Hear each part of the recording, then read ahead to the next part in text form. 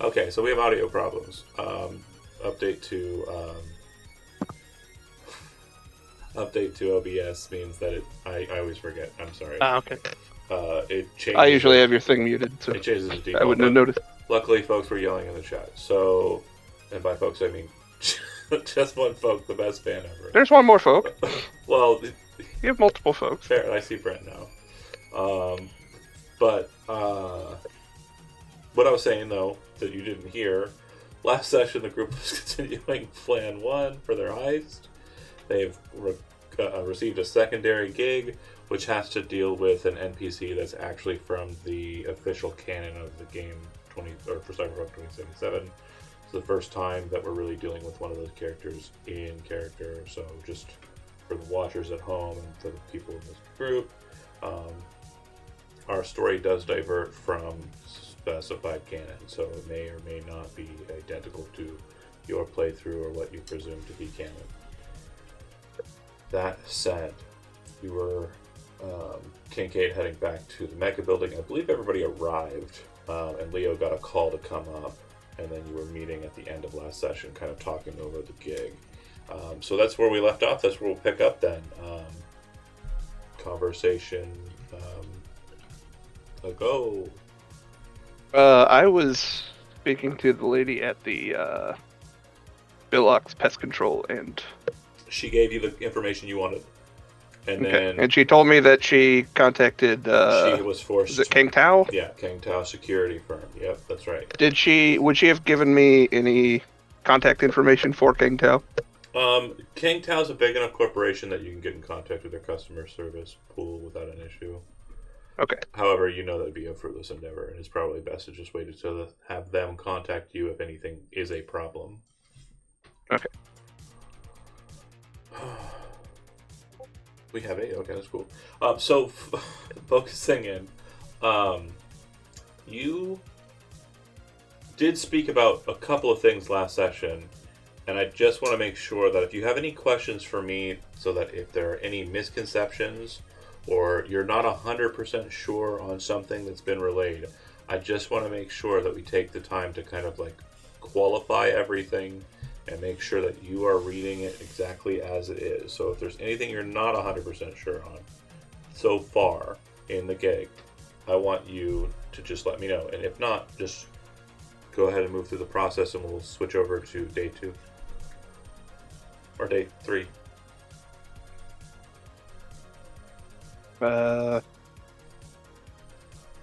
Yeah, I don't think I have anything hanging up. Did we go scout out the mega building with the Second Amendment plate? Yeah, so Squints did that. Yep. Okay. Yeah. And I brought it back and told everybody that there is an easy access to the roof. There's easy vision to the roof, at least, to where we can definitely, On if we Shining need Star. some more eyes up. Yep. Yeah. Okay. So yeah, you can get into Shining Star from above is that memo. But then yeah, Squints would have also told you there's a back door into the Second Amendment, but he kind of guards it pretty religiously.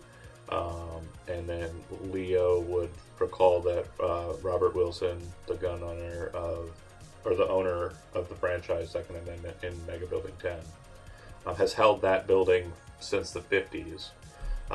And even back then, or that portion of the building rather, even back then, he was kind of a jerk, seen as kind of a person who was very short with people and very much kind of like into his process. Which is... Yeah, a kid knocked on his back door and it killed him. Yep. As you recall. Correct. Did we get a sense of what floor he's on? Is he on the ground floor if he has a back door into his 14th, building, or I into believe. his 14th? Okay. Yeah, let me double check. Actually, didn't put that in my notes. So back door from where?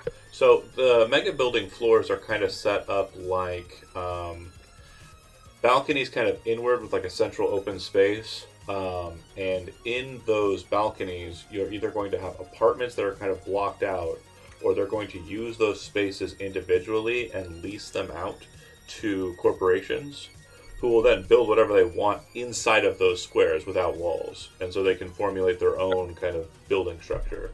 And so it's like a building inside of a building. Okay. Floor 7. It's on floor 7. Sorry. Don't know why I doubled it. Yeah. Pass it on to the next guy. There you go. Well, that'd be 21. No, I'm bad at math. Why am I trying to do math? Oh, boy. Oh, man. Be a tall building. So it's the next day, or it's going to be the You next want it day? to be the next day, it can be the next day. If there's anything else that you want to do in the evening of the 5th, then we can do that. Otherwise, we can move to the 6th, which would be Wednesday. Thursday. I will be doing my research in the Thursday, evening thank that you. we talked about. Yep. My yeah. How many You've got hours do you downtime. think Squints is going to sleep? He's not going to sleep much. He runs on caffeine and excitement. Okay. So maybe, I'd say maybe 4 or 5. Okay. And is Billy going to kind of rough and tumble it again tonight? Yeah. Cool. Well, actually, no. I'm gonna probably stay with my mom for that. You stay with your mom. Okay, cool. In that building too. So we have in our role-playing bit, you pop into your apartment, although your mother is the sole tenant. You knock on the, or you kind of, would you just walk in or would you knock? I'd probably not. Okay. So she calls you in and like opens up the door. And your mom is an older lady, but she's still kind of, street poor, kind of like thin. Like she seems to not eat a lot from what you've noticed. You're taking care of her. And she really doesn't go out or do anything either. Mostly just stays in and watches TV. This music is not appropriate for this discussion. So It is a lot, that music. Oh yeah, sorry. It was definitely. What is that from? It's a band called Laserhawk. It sounded like and Mega Man X. the name of it is Overdrive, so that should have been. It's not bad, it's just a lot. Yeah, it's definitely better for like build up for the game or like combat sometimes, especially street racing combat. But anyway, the reason why you would know she doesn't really go out much anymore is because she's kind of made it, right? So she's protected by the family. You're paying for her apartment. The Valentinos are kind of, well present. And she definitely has a lot of old scars from her days, kind of doing what she did in her youth and in your childhood. So she's very much a person who doesn't want to rock the boat and is trying to just get through life alive. A common conceit of people.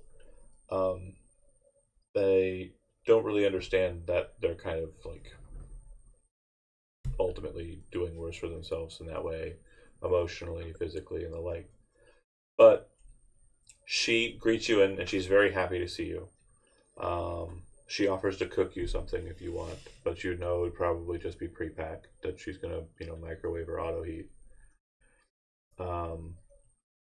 And you would see as you're kind of going through this probably routine process of her being exceptionally kind to you when you come home. You notice that on the side there's like a coffee table, effectively, that doubles as like the video controller and like brain dance controller. You'd see that there's some papers that are out on the table. You looking them over, see that one of them is a death certificate. The death certificate in question looks like it's mainly written in Spanish, which is strange to you. But I believe you have cyber optics. I don't actually. Oh, never mind then. I have the cosmetic version, Um, but it's not actual cyber optics. It's just the thing that makes your eyes different yeah, colors. yeah, shift hacks. We love them. Yeah, so Uh, nice. glorious stuff, but posery shit nonetheless. Uh, so it kind of doesn't make any sense to you, I guess, then. Unless I'm not seeing it here. It doesn't look like you're fluent Nope. in anything besides good English and bad English. Um, but the name is going to read the same in Spanish or English. It appears to be the death certificate of one Francis Guillermo, who was your father.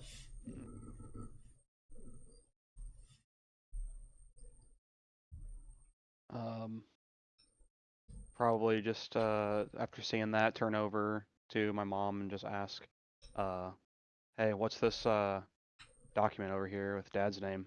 Oh, and she kind of stops what she's doing, and kind of like that typical older like adult kind of like scramble.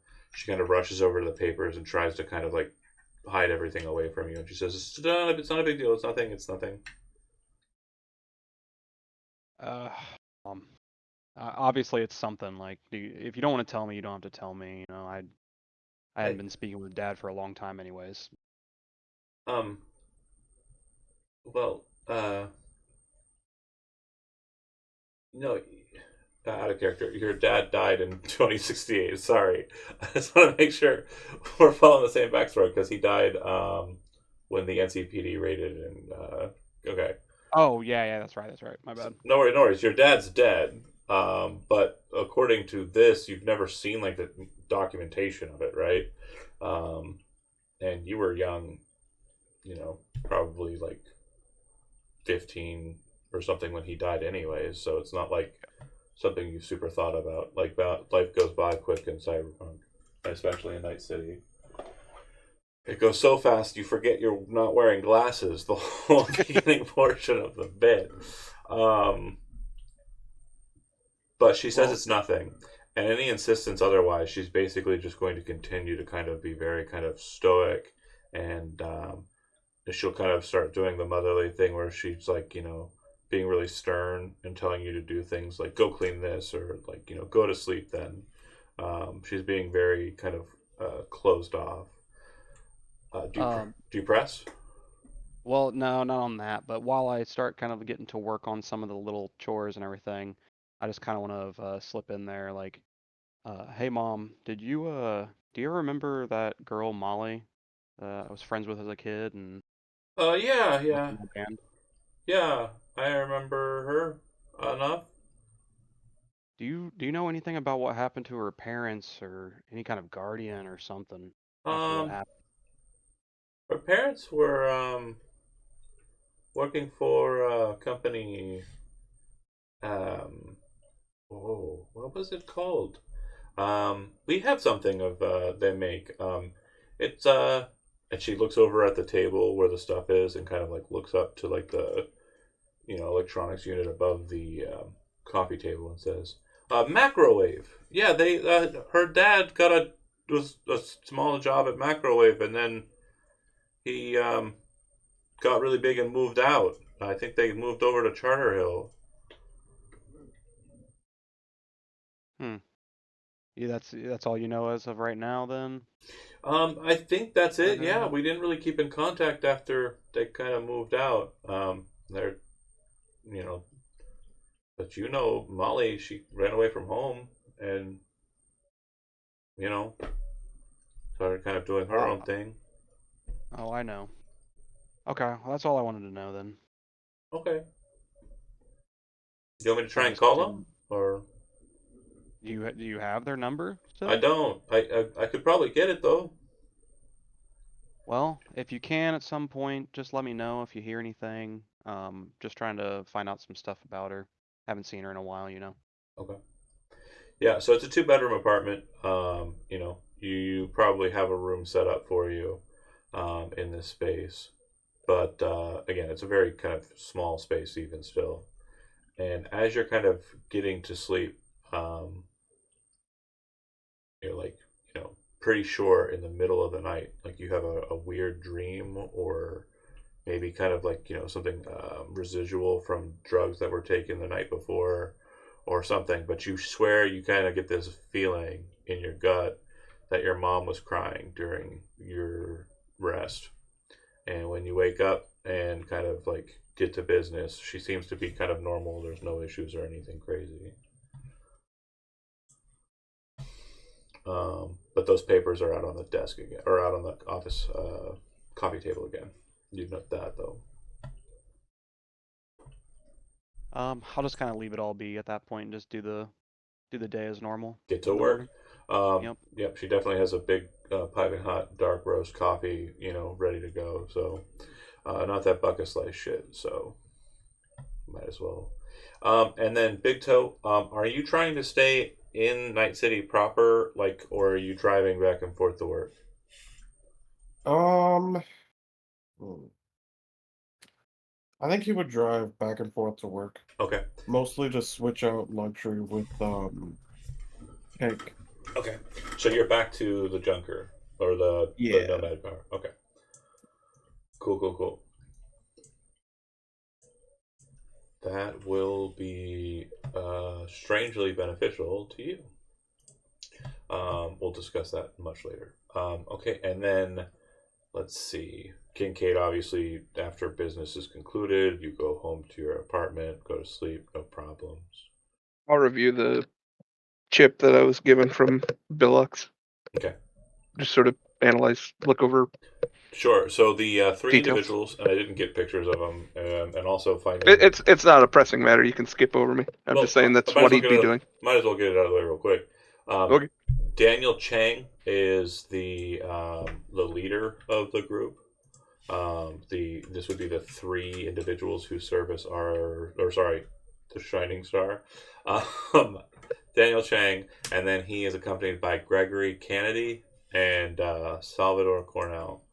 And I'll post those in there, like so. They've been with the company for, I'd say a grand total, like combined amongst them, about 65 years. Surprisingly, with Salvador being the oldest of the group, the longest serving at least. Okay. And you'd have their addresses, which are going to be relatively close and kind of in the same mega building, just kind of north of where they're at. I think it's Mega Building 1. Okay. Squints, you stay up late as heck, and you don't get much rest. Go ahead and make me a roll. A roll that I'm going to tell you which it is in but a moment. Sorry, it was loading. Endurance, please. Underbody.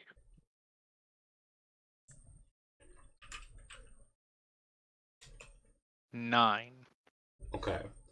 Let me check and see if that hits the DV or not.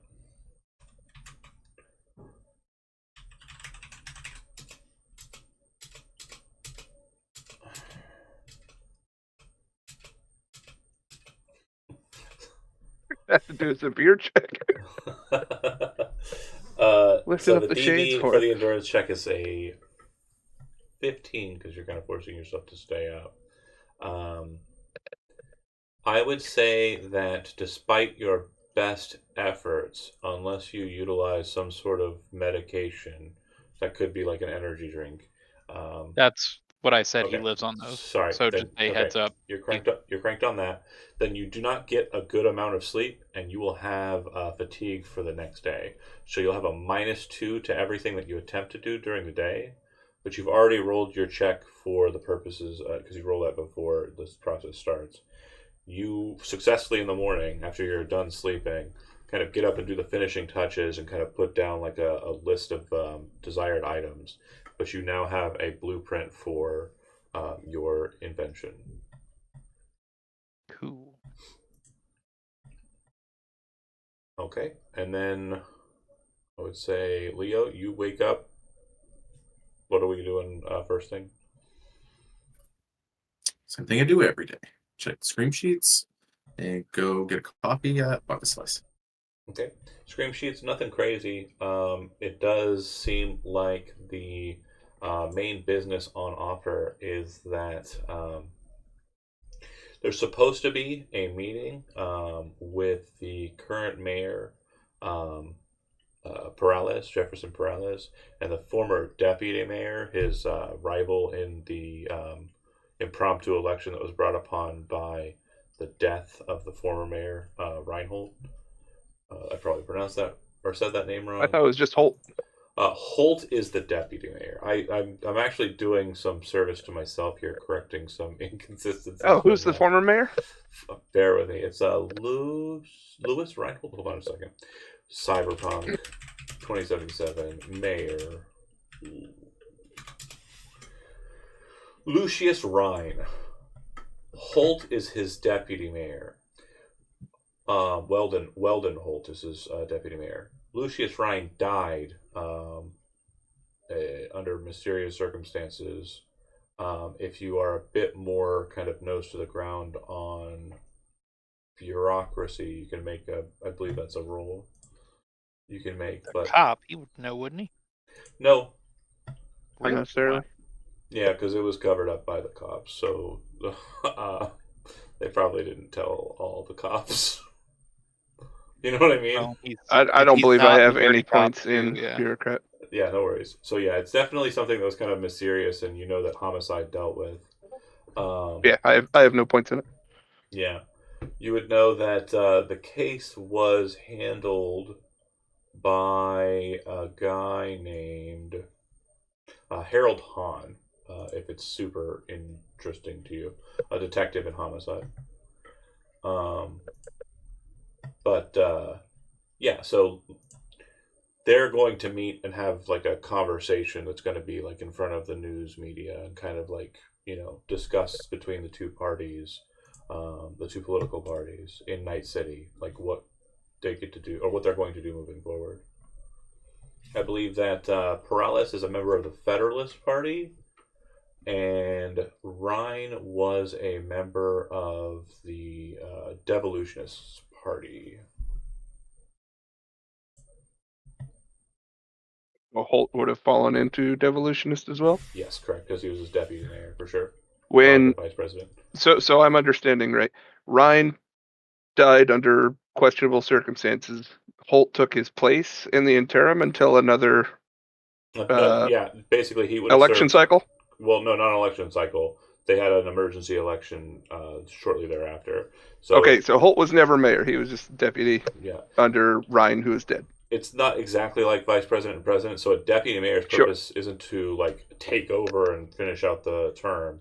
It's Okay. to basically function as their right arm or function as like the person who operates Okay. with the mayor more processly. But yeah, that is correct. And then the party politics are not terribly important at this time, or really ever in Night City. They both work for the corporations, devolutionists and federalists. But yeah, that's accurate. I think that's all I needed for that. And you all are going to gather together today, or is there a plan? And if there is, Hungry, what would it be? And if you have anything in the morning you want to do? That I would want to do. Hungry. Hungry, sorry.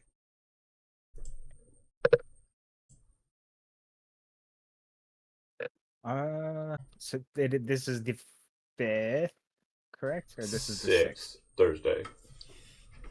Oh yeah, we'll definitely need to meet up this evening. Okay.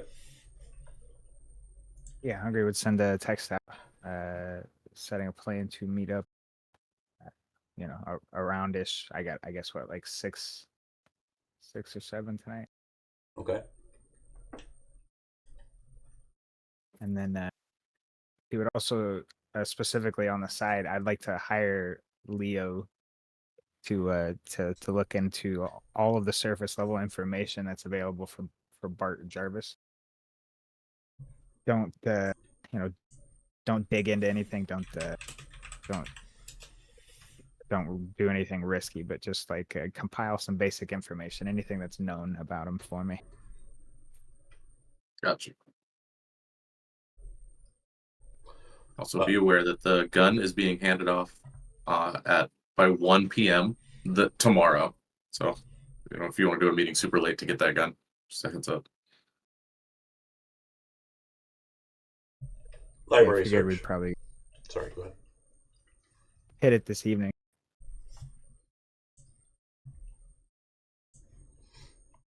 I don't know what the plan is.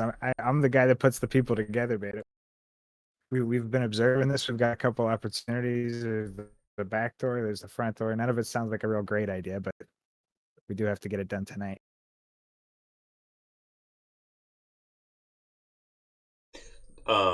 With a library search of 17, this will allow me to fill out a bit of Bart Jarvis's page eventually. The basic line information is he is the lead detective in the crime scene investigations unit, which is a part of a separate unit. It is a subunit, effectively. It's a part of the special investigations unit, also known as the SIN unit. He is 41 years on the old. abbreviation. Right, almost like he was made to be a bad guy. He is 41 years of old, 41 years of age, of old. He is a contemporary with the other police officer in your midst, and I say that because you would note that a lot of his public-facing information seems to tie him to Kincaid in a number of ways. Firstly, they were partners during their deputy stage under one Joanne Murphy, and they graduated from officer training and then detective training, respectively, together. So it does look like these two know each other very well, based on their public-facing information. You would note that Bart Jarvis has a number of very annoyingly transparent stories about him. In fact, as you're reading them, you go, "Oh yeah," because you remember reading it on the scream sheets. This guy seems to be the hero cop, who it's like imagine somebody going off about how much they love the show CSI and all of its spin-offs, right? Like that is what the fan reports on these scream sheets and the like are kind of saying of him. Like he's the guy who puts on his glasses and it screams, yeah. Like he's the super cop. The super cop who deals with investigation work. And a lot of these stories seem to be made up, at least the ones you're reading in the scream sheets. He still carries a badge. That's about it, I I have a think. family. Let's say I make sure to get all that to Hungary by like 3 o'clock. Good deal. There is kind of special legislation in Night City that NCPD officers are granted a certain bit of anonymity when it comes to family and relations. However, if Okay. you want to delve a bit deeper past the public facing stuff. Not unless you want to do that on your own, but Hungary definitely would specifically request not to. If you want to do some extra credit for me and take risks, go nuts, but I will scold you. Nope, that's fine. It's good enough. Dan, do you want to press? Nah, I mean, I don't have any association with him, so I don't care that much. Right. Did exactly what I was asked, and that's it. I just get it to you ahead of time so that you have time to digest it before the meeting. You might be able to pull more information from Kincaid since they seem to know each other pretty well. Okay. And then for the rest of us, we're waiting till 6 o'clock or 7 o'clock to head over there. Is that right? Unless anybody thinks we should meet earlier and do it early at some point. What are the normal hours of Second Amendment? They are open from 8 a.m. to 12 a.m. the next day.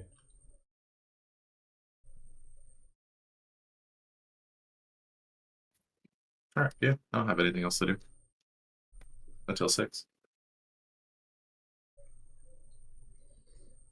Squints, do you want to take a crack at building this thing? I would love to if I had time. Yeah, I didn't So, know. Like I yeah, said, if he would be sleeping, if or what. So It sounds like, well, no, you're probably not going to be able to go to sleep. perfect. Yeah, you're up. Love it because he's However, waiting for Hungry to call because he's just like, we're supposed to do something today. When's he gonna call? When are we gonna and meet? So he he stayed calls up. and he says, "I want you to meet me." And do you want them to meet at there and then drive over there as a unit, or do you want to everybody meet at the Second Amendment and go in kind of at We different still times? need we still need some semblance of a plan, so I'd say my office first. Office first. So meet at 6 at the office would be the text. And then if you want to give it a go, as we discussed in a previous epoch, you're going to be making a weaponsmith weapons tech roll, weaponsmithing roll. What the fuck do I think I am? 28. That's Minus pretty 2 good. is 26 because you are tired. But Yeah, if you dock want a couple points there. if you want to spend, I believe that a premium is what, 100. Double checking. Premium is 100 ebb. So if you want to spend 50 ebb right now, you have it. Yeah, I'm gonna do that. Cool cinematic of him kind of like grinding away, taking apart an EMP grenade, pulling out the core, setting it aside, taking a combat like throwing knife, pulling out the like metal and the like, kind of fusing the core into that space, changing regulators, fixing it out, and then like attaching wires to the blade until he formed. Add RGB lights. And then RGB lights on the sides Yep. as well, and on the handle. Yep. It's good for concealing he can use his text against other RGB items. He can use his text scanner to like change the color if he wants. Very cool. But basically, he builds a EMP knife, which he has entitled the I forget what we named it. I named it. You named it. You named it, buddy. I named it, but I named it after the source you pulled it from. Let me see here. It is. How big of a knife is it? It's like a throwing knife, so it's like the handle's Can actually. it be like a switchblade? No. I was gonna call it the off switch. 0 point suppression knife.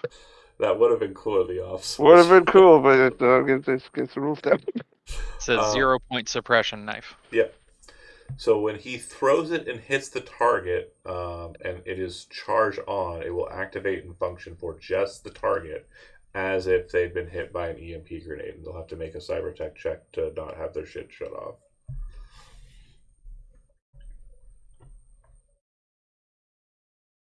I got that.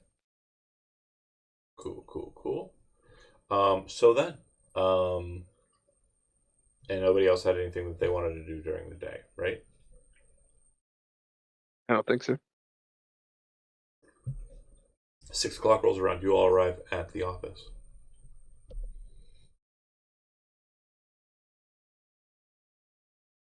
My goggles are tinted, and I look very tired. I hagger in and plop down in a chair.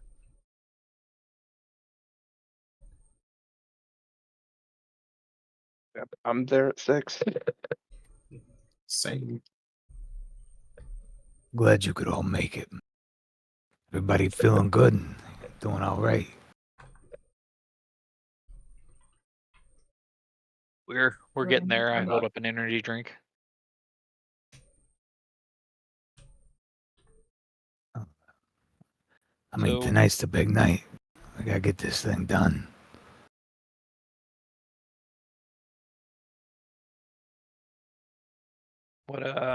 What is the plan we go in here?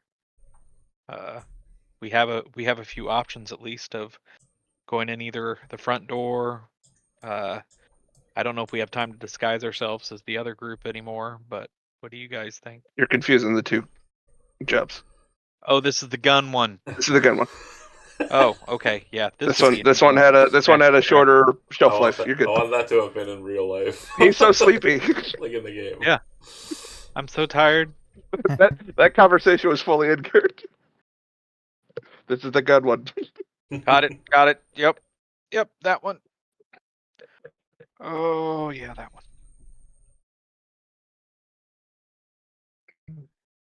Well, how old is Squints? He's like a teenager. 19. Okay. So, well, kid, you're the one that saw the place. Is it a popular corner shop? What we got? It was inside of the building, up about 7 floors on the 7th floor. So, but like he said, there's supposed to be an alley out back that he goes and takes breaks on pretty frequently. He had a time, so I would guess that he would lock up the shop and go out the back door. So maybe we can jump him on his way out, or just try to make sure we get him before he gets too far, or gets mobile, or if anyone else shows up, stop him in place. But we definitely don't want him to be able to lock himself in or anything where it'll be harder to get to him. So it definitely needs to be a shock and awe kind of thing. I would think. What did the front look like? Like, could we get in, or was he behind like a usual wall? It was like most normal gun stores. It was a wall. He was speaking to me through a grate. He opened it up to shake my hand. But for the most part, it seems pretty secure. I mean, most weapon shops, as you know, they're definitely not your convenience store shops.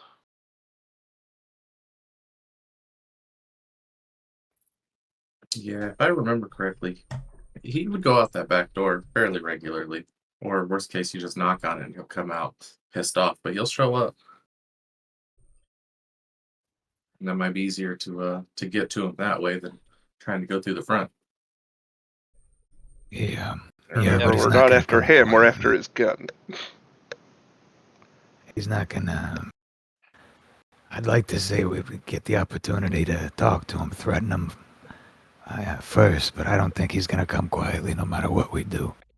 We also probably can't zero the fucker. He's probably got something, maybe you need to use his eyeballs to get into the fucking shop or something. Peep any cameras on the outside? I did not. I just went on the inside. I was a little excited about getting the calendar picture. I didn't think about getting the outside, guys. Sorry. Oh, good. I guess. John, Oh, sorry. as a sort of like general feel, would mega buildings have security cameras? Are we that dystopian? Or are we okay? Yeah, CCTV all over the place, baby. What were you gonna say? They're hungry. Ideally, we get him when he's coming out for a smoke, catch him off guard, subdue him, gain absolute control of his situation, so he can't pull a fucking gun. And I don't know. See if we tell him we only want the one thing. If he doesn't cooperate, we're gonna fucking kill him. If he can't give us the one gun, then yeah, I guess we zero the fuck and get out of there.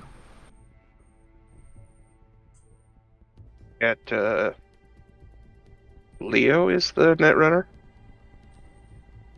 Correct. Are you able to disable the cameras on the outside? Give me just 1 second. I'll send a text to Gort just see if he has a big sleep available. Okay. Text back. Yeah, come pick it up. I kind of need it back though. You can hold on to it, plug and play. Appreciate it. Yeah, I should be able to. I just need about an hour to go pick something up and install it real quick, but I can do that.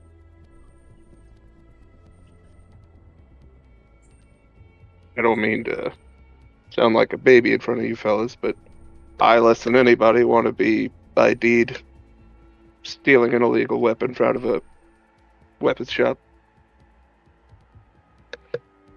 I can't imagine it'd be good for any of you either. Always the name of the game, man. Not get caught.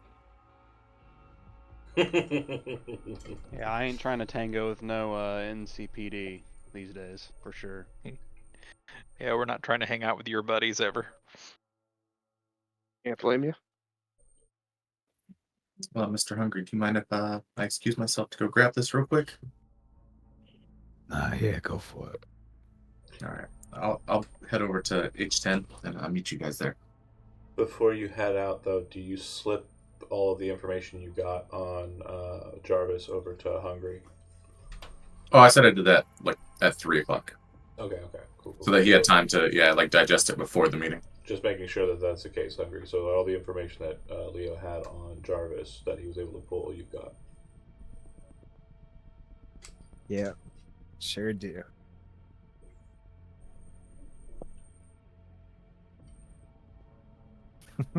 I just wanted, I just wanted you to know you had it.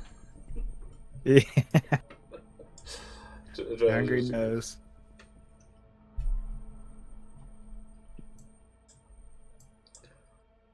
Okay. Do you drive, Leo? You have a. How are you getting there? You gonna do Public public? transportation. Yeah. Yeah, it's not too far from Mega Building 3. It's actually like where you're going. It's actually right up the road. Now that I remember. Bam. Like that's it. Yeah, super close. Yeah. Actually, I think it's closer. I think that's where he lives. Now I know who Gort Yeah. is. Okay. This is where he works. So it's actually shorter. So yeah, you can just walk 3 blocks. Yeah, I'll do that. Okay. But then I'll have to take the public transit over after. Right. You pop in, and when you like look at the front desk, it's Gort. He's running today. He sees you come over and says, "Hey, how's it going?" He says like very coyly, and then kind of sets an ashtray face down onto the table. And you know, Gort is not like super in the business or like super for the streets.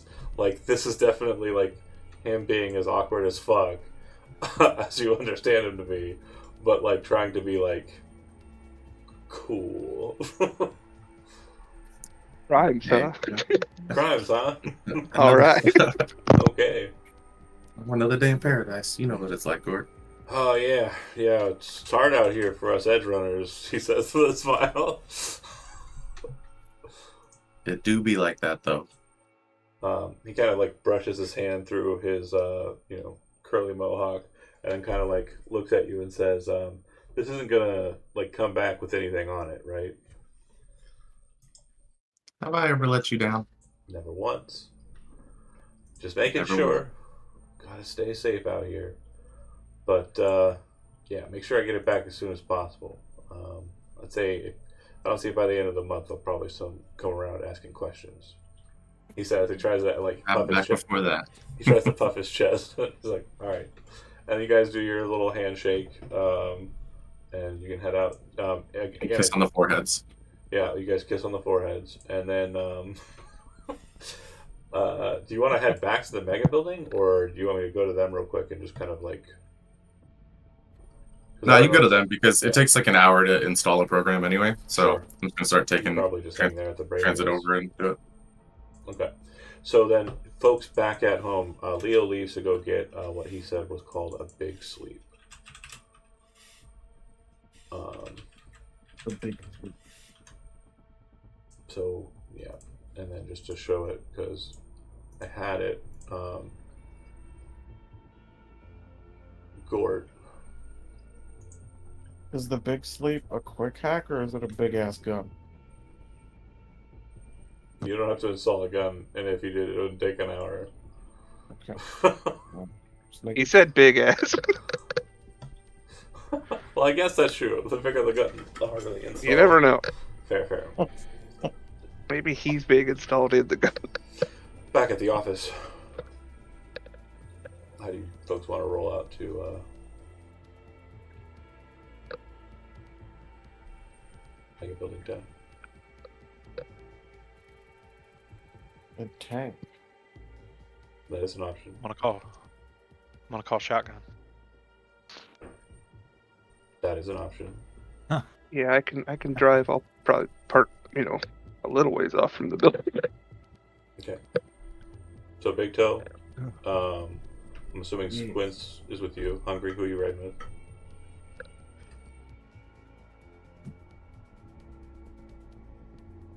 Hungry's going? Holy Anywhere crap. there's room. Do you want to go, or are you staying back, Hungry? I was considering just staying back. It's your call. Now I'll It's up ride to with you. somebody. It's so hard for me to conceal my identity in any way, though. Yeah, so I mean, true, but again, it may not be a problem. Yeah, fuck it. I'm rolling with you. I'll sit in the back. I don't care. Yeah. Keep in mind, you've been on N54 and like in the process of like breaking and entering, stealing, murder, assaulting an fuck- officer, fuck like all sorts of different shit like happened while you were on camera. So like Fuck it. you're literally on an episode of Hogwatch. Like it's wild stuff. Anyway, who'd you say you were riding with? Big Time? Yeah, if there's room. Yep. The tank has a bit more space than the luxury car did. And then Billy, are you riding with Kincaid or by yourself? Or I'm with... going motorbike by myself. Got it. I can just stash it around a corner or something somewhere. Okay.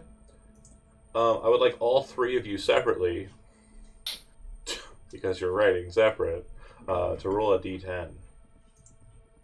Oh, D10. Just a D10. Just a D10. D10. The drivers Right. only. Drive. We're not doing drive land vehicles. This isn't for driving. This is to for see. random encounters. Yeah, Oh. it is for random 7. encounters. Okay, so you all make it to Mega Building 10 without any problem. When you arrive, you all kind of group up. You find parking, but it ain't cheap. For a day's worth of parking, and they don't do an hourly rate, you're going to be paying 20 ebb. We're at H10. Okay. Mm-hmm. Is Hungry paying for us, or do we have to pay ourselves? I'll pay mine. It's how much? 10? 20? 20. Yeah, I paid mine. Wow. Yeah, I'll fit the bill for Okay. whoever. Okay. I got it. So Kincaid like pays his quick, but then you kind of pay for the bike, and also for the car that drove you, and then you folks kind of get out and can kind of enter into Mega Building 10 through its elevator access, through its main door if you want to take a little bit of a walk, or you can take the emergency stairs. It has one of those kind of stairwells.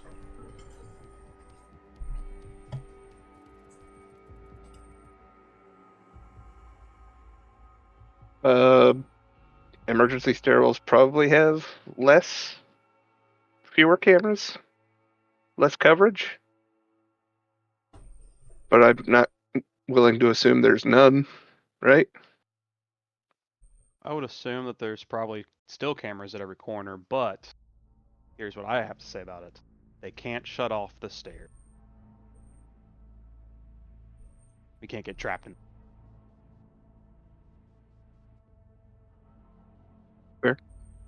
Okay. So you take the stairs, you walk up to the 7th floor, and you pop out. And if you're taking stair access, like literally the very first thing you're going to see is, well, a concrete pillar with two concrete kind of balustrades kind of running out from the sides of it.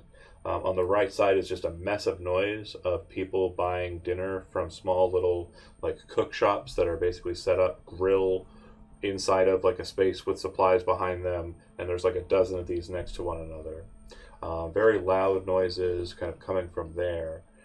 Beyond that, it looks like you can see a man boxing against a robot that's built for sparring practice. And then just behind that is a big, huge elevator, which was what you would have taken had you gone up that way. But behind that is the Second Amendment sign. Sorry, it's a lot of shit. I just want to make sure it's understood that this is a very cluttered and claustrophobic kind of space that you're in. I'm breathing so heavy at the top of the stairs because I'm exhausted. Uh-huh. Yeah, it was probably 5 flights of stairs, yeah. Yeah, I don't think I would want to travel with all 5 of them up all the stairs. So if I could either get way ahead or way behind, Sure. and then I'll just busy myself like I'm just having a walkthrough of the building. I'll just watch the boxer guy. So I guess the question is which of those two options that you just mentioned is the one that you'd go for? Far ahead or behind? I won't pretend I beat Big Toe here. So I'll wait behind. Hungry paid for everybody's parking, so you would have met at some point for that exchange to have happened. Oh, I paid for my own. Oh, that's right. Then So if they're They have busy to- bothering with that, yeah, I'm they have to wait for Billy. going so, in. I'm yeah. going in ahead of them. Okay. Do you want to I'll do like even an ta- order I'll even under take the I beat elevator. them or get there after everyone? You'll arrive public transportation, so You didn't ride with me. No, I don't know like how long the meeting would have lasted after I left. I didn't think to keep tabs on who's Not who's terribly. going where. I'm sorry. not terribly. I would say that you'd probably arrive after them, so you'd be texting or calling and letting them know that you're incoming. Sure.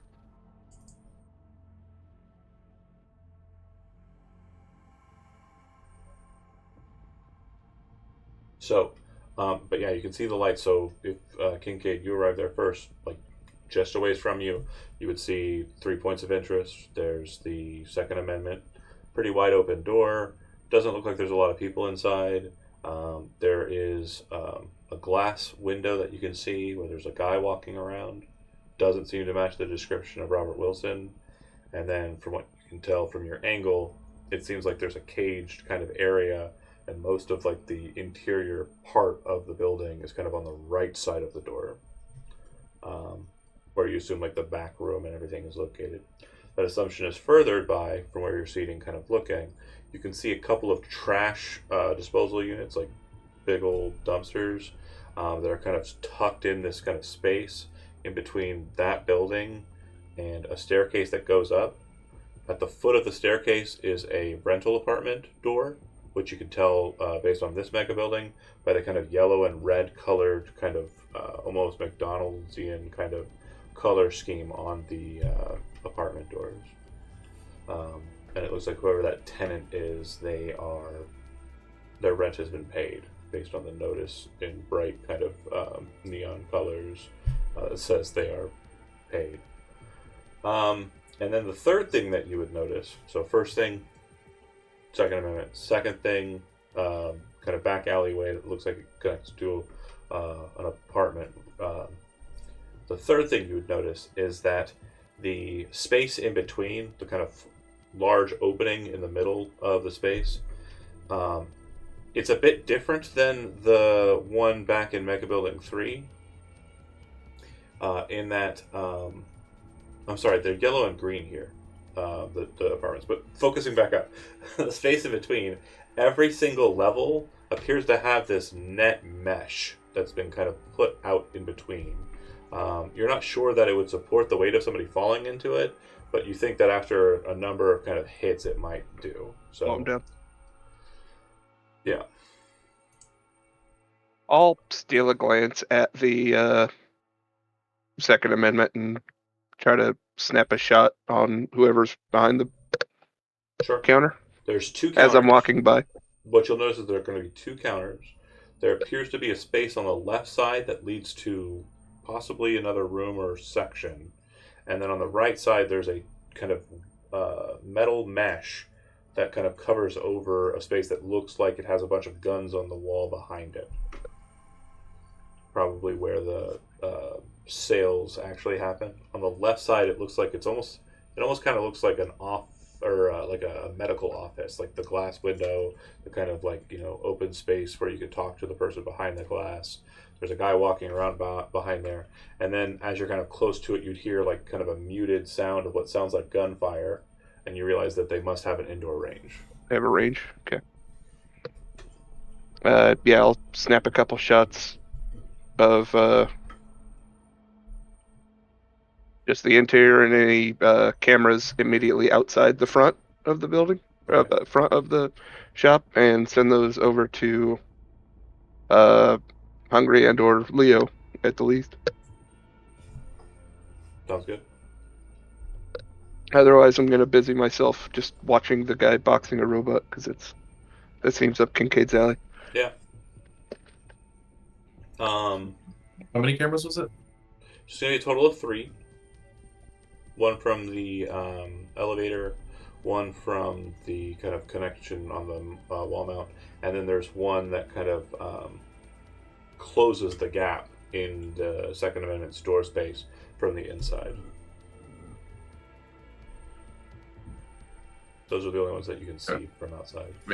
After I receive that, just send a quick message back. Whenever I disable these, we got about 60 seconds until they come back on. Just so everyone's aware.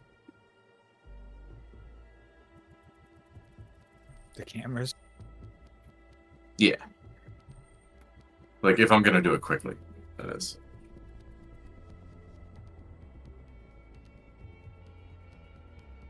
How the hell do we get around to the back door from where we are now? You would see that kind of space where the dumpsters are, and it looks like there's kind of a door hidden behind 2 dumpsters. And it connects to the wall that would be considered the back wall of the Second Amendment.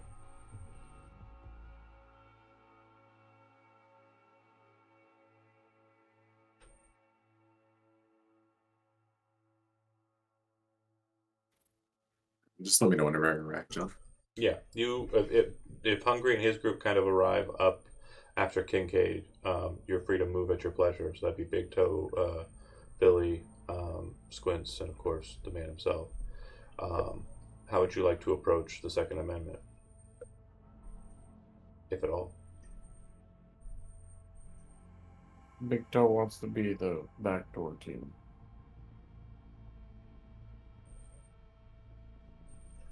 Confirmed. Big Toe likes the back door. Got it.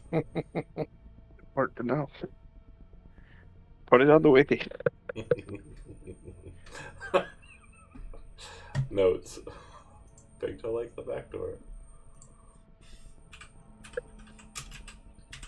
I guess if I just want to make sure I got this right. The plan was to get him to come out the back door, right? Yeah. But do we need someone watching the front just in case he doesn't come to the back door and takes off through the front?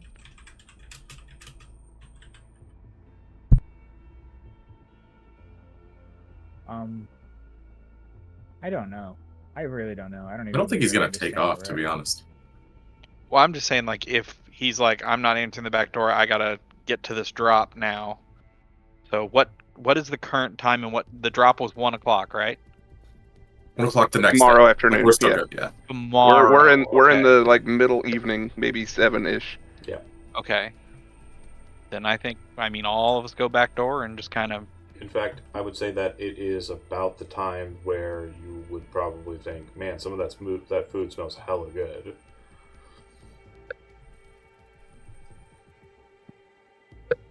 Then yeah, my thought would be we all go to the back door and try to Okay. make sure that it all gets taken care of. Would we have exchanged contact information? Yeah, you can hollow up if you want to right now. Sorry, do you understand the term? Sure. It basically means you're connecting to like a Teams call, but instead of it just being like non-visual, in the top left corner of your Chiron, and everybody who has a neuroport has this, you would basically see the face of the individual you're talking to as presented to them as they're speaking. You need a neuroport for that? A neuroport would give you that. If you do not have a neuroport and you're just running off an agent, you're basically going into the call what's considered without clothes or nude. So there's no avatar space for you. There's no like your face being displayed on the hollow call. Because I just have the internal agent and the Yep. Chiron. Yep. So your AI avatar is in the space when you talk. Gotcha. Because your internal agent has like a sub processor inside of it that kind of keeps your shit together and tracks your stuff. Small I do little have a AI. Good. Would a tool hand be able to unlock the back door? That or electronic security toolkit stuff. So that would be in your tech bag. You have. I mean, someone in this group has the kit that you need to pop open I a do. lock. I can help, or I can do it. Either one. I was gonna say Wait, squints. do you need a kit to do it, or that just like helps with the TV? You need a kit to do it for certain locks and certain mechanisms. But no one's gone back to the back to identify that's the case here. But yeah, for most doors, it's going to require a kit. Well, right now we're just walking around. Yeah, so We're on a very lax timetable right this minute to case the place. Mm-hmm. Big Toe's gonna go to the back.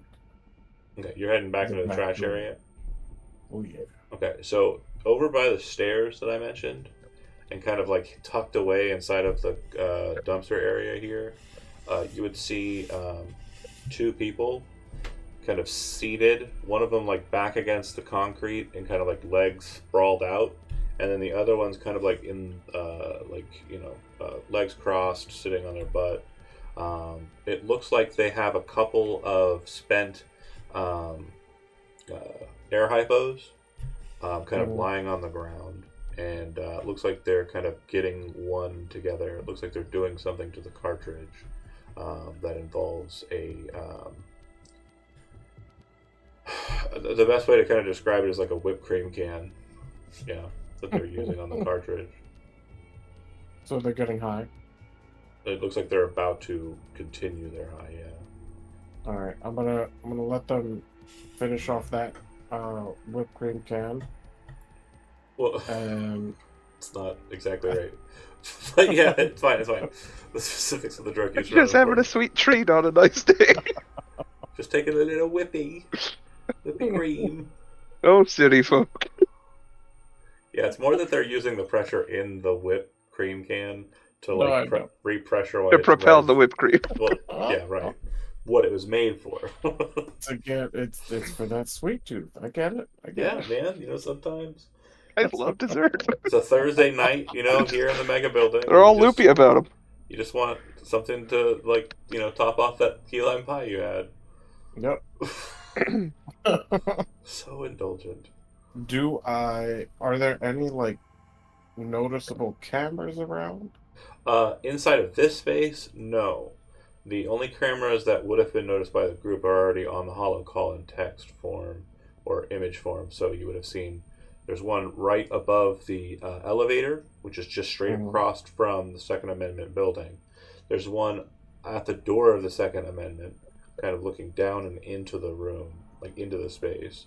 And then there's one inside the Second Amendment that's kind of looking out. Okay.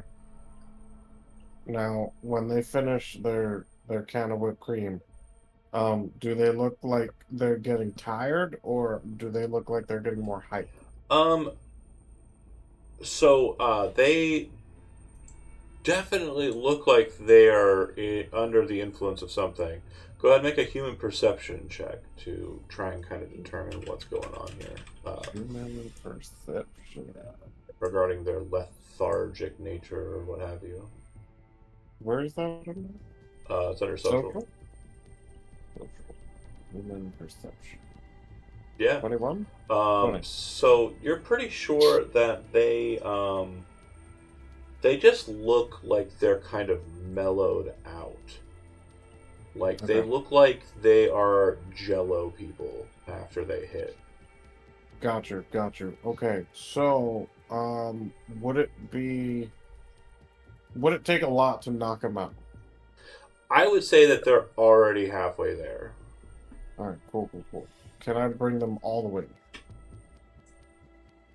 Yeah, if you would like to commit to violence. Do you wish to do so without being seen by anybody back out that way? Yes. Okay, go ahead and make a stealth roll. And if you're kind of operating without telling anybody, I love that. Let's go for it. I was about to contact Squid. 24. Okay, For so you're sneaky doing great. Son of a bitch, this guy. Don't worry about rolling to knock them unconscious. When you kind of get over to them, the one that was like kind of laying out is already there, and then the other one, Nice. it's a very quick kind of just like either tap on the head or kind of like pressure to the neck, and they are in Sleepy Town. All right, cool. I want to throw them in the dumpster for now. You're pretty sure and that then would draw more attention to you than oh, just leaving them, because okay, I'll just They're leave junkies passed out on the. They're it. fine. I don't know if you've dealt with dumpsters in modernity, but most people like lock them shits up. In this world, they literally have like robotic seals that are activated by the owner's key card. Oh, So that's fair. like That's fair. it's like a I forget. kind of situation. It'd be like, who the fuck's opening the trash? Gotcha. I just don't want them to be in the way of the door that we have to go through. They are not. They are over kind of near the stairs. The door is kind of tucked between the two dumpsters. There's a very Oh, narrow. near the stairs. There's No, a I very wouldn't have narrow fucked with space them. for you to kind of move between the two dumpsters. So Yeah. let me explain it one more time, just so we have it. There's no map because I'm not expecting a combat that's going to be substantive enough to warrant one. Also, I couldn't get a good bird's eye view from. Anyway, dumpster one is on the left side against the back wall. Then there's a door right next to it, kind of in this small little square. There's a very narrow space in between dumpster 1 and dumpster 2, which is on the back wall, not on the building, the exterior wall of like the whole building, right? Yeah.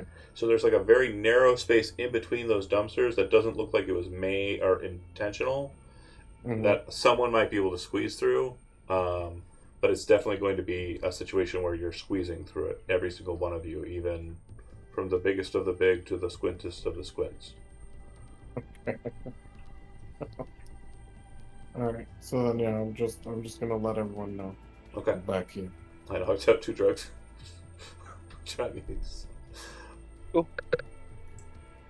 Wait, you got a good relationship with this the guy that works here? I mean, we talked cordially. He's got some scrap that he was going to sell me later. So He's selling you scrap? I thought you were selling him scrap. No, This he's is out of selling character me this scrap. I'm Oh. I'm wanting stuff to work on to build things and stuff like that to Got it. invent. So I'm trying to get the supplies cheaper than buying them full price and new and all that fun stuff. You feel like being a distraction? I am always feeling like being a distraction. What, If the other 4 of you feel like you can get in there and get out, I can give us a signal. Big Toe, do you check the door and give it a gander and also give them that information? Yeah. Okay. So what you would all come to know, based on the image, and probably the person with the highest electronic security role, is that this is an RFID unattached door. So it's not something that can be hacked. It's not a net architecture hacking. This is very much a job for someone who has electronic security tech skill trained. No one else is going to be able to break it. No, I'm aware, but you can't be in 2 places at once, buddy. Yeah, no, okay. I was gonna say, I was like, over there, yeah, that's what I'm saying. For I'm future going to pick the reference. lock, and I I'm can going to help. distract him from knowing I'm picking this Oh, lock. good. Oh, shit. Okay, so you have to be the one to pick the lock. Well, someone else can do it. I mean, someone else can do it. I'm just not there yet. So I don't have any. You arrive. hey, I made it. What a stickler! I love Daniel. He's like, all right, well, Yeah, I'm I gonna said hold let you me to know when I this. get there, and you're like, I will. All right, I'm gonna hold you. To this. All right, I'm gonna hold you.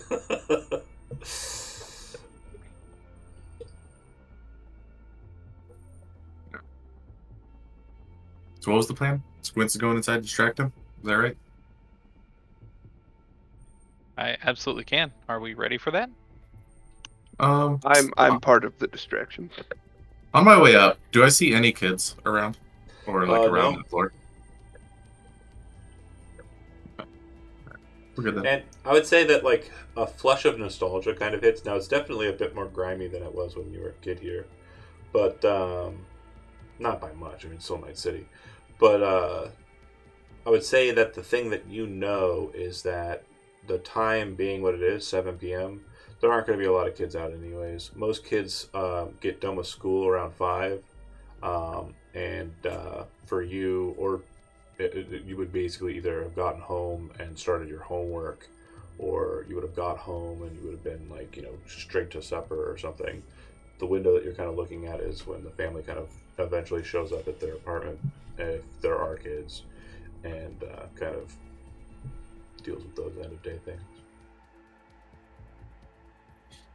Gotcha. Okay. Yeah. I will work my way around to the back. Okay. Who's going with Team Pick the Lock? No. Call it right. Call it what it is. Team Backdoor. Team Backdoor. Sorry, I apologize.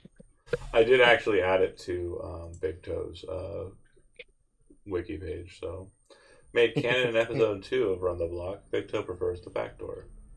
That's the subtitle. That's the title of this episode. So, electronic security. You step up to it. RFID situation. You're going to basically be cracking the security kind of by creating a false signal and resonating through. So go ahead and make an electronic security roll. Before I do I know if this is like looking at it, if it's actually pretty complicated or if it's pretty regular? Pretty complicated. Okay. All right. And When's again, get in position? one more call. Sorry, did anyone go towards the back area with Leo? Me. Yes. Okay. So Yes, I was everybody that looking went for with the Leo, backdoor. including Leo, needs to make a stealth roll unless you've already made a stealth roll for coming back here. You want me to make another one? Unless you've already made a stealth roll for coming back here. I So made no. a stealth roll for the tweakers. That's the same area. Yeah, Wait, we're in the same area. that's what he said. All right. You're good. Stop be following this confusing well. me with extra words. Good God. Jesus. That's a perfect roll. What You're the just hell? like, I am Musei Kaze. He is I am the one. Hito Kaori. I am the ninja. Additionally, by the way, I'm coming with you guys, but I have a perk that if you don't have rank 3, or if you are at rank 3 or lower in stealth, you'll get a +3 to your check. by the way. So hungry, you gain a +3 to your check. So you're at 22 actually. Good shit, hungry. Okay. Billy. Of course. So Billy. Billy, this is a situation where it's actually kind of funny what happens here. You are immediately recognized by a guy who's walking over to talk to the people who were high, and he starts chatting with you like in a total like fan mode. Yeah. If you would like to get rid of him, you'll need to roll a charismatic impact to kind of get him to go do you a favor. But if you want, you can just pull yourself away from the group and kind of just like be with the fans and like stay away from what's going on over there to make sure that there's You could a secondary distraction. talk him into knocking on the door and then immediately running away, like the kids do. Yeah, he's like, Well, oh yeah, I saw you guys. I was at Toten Towns when that shit happened. Yeah, fucking wild. yeah. So I'm gonna be trying to kind of get him to go away for now, Alright. so I can be involved. Charismatic impact. I'm gonna use a point of luck. You can spend it after. Oh yeah, we do it Yeah, different. because rocker boys are better. Okay, so yeah, I'm gonna do the charismatic impact roll. Yeah. So he fucks off after a good chat with you, like a good couple of moments of chat. Like he doesn't seem terribly put off, and he's like, "Hell yeah, I met Billy Guillotine. Fuck yeah."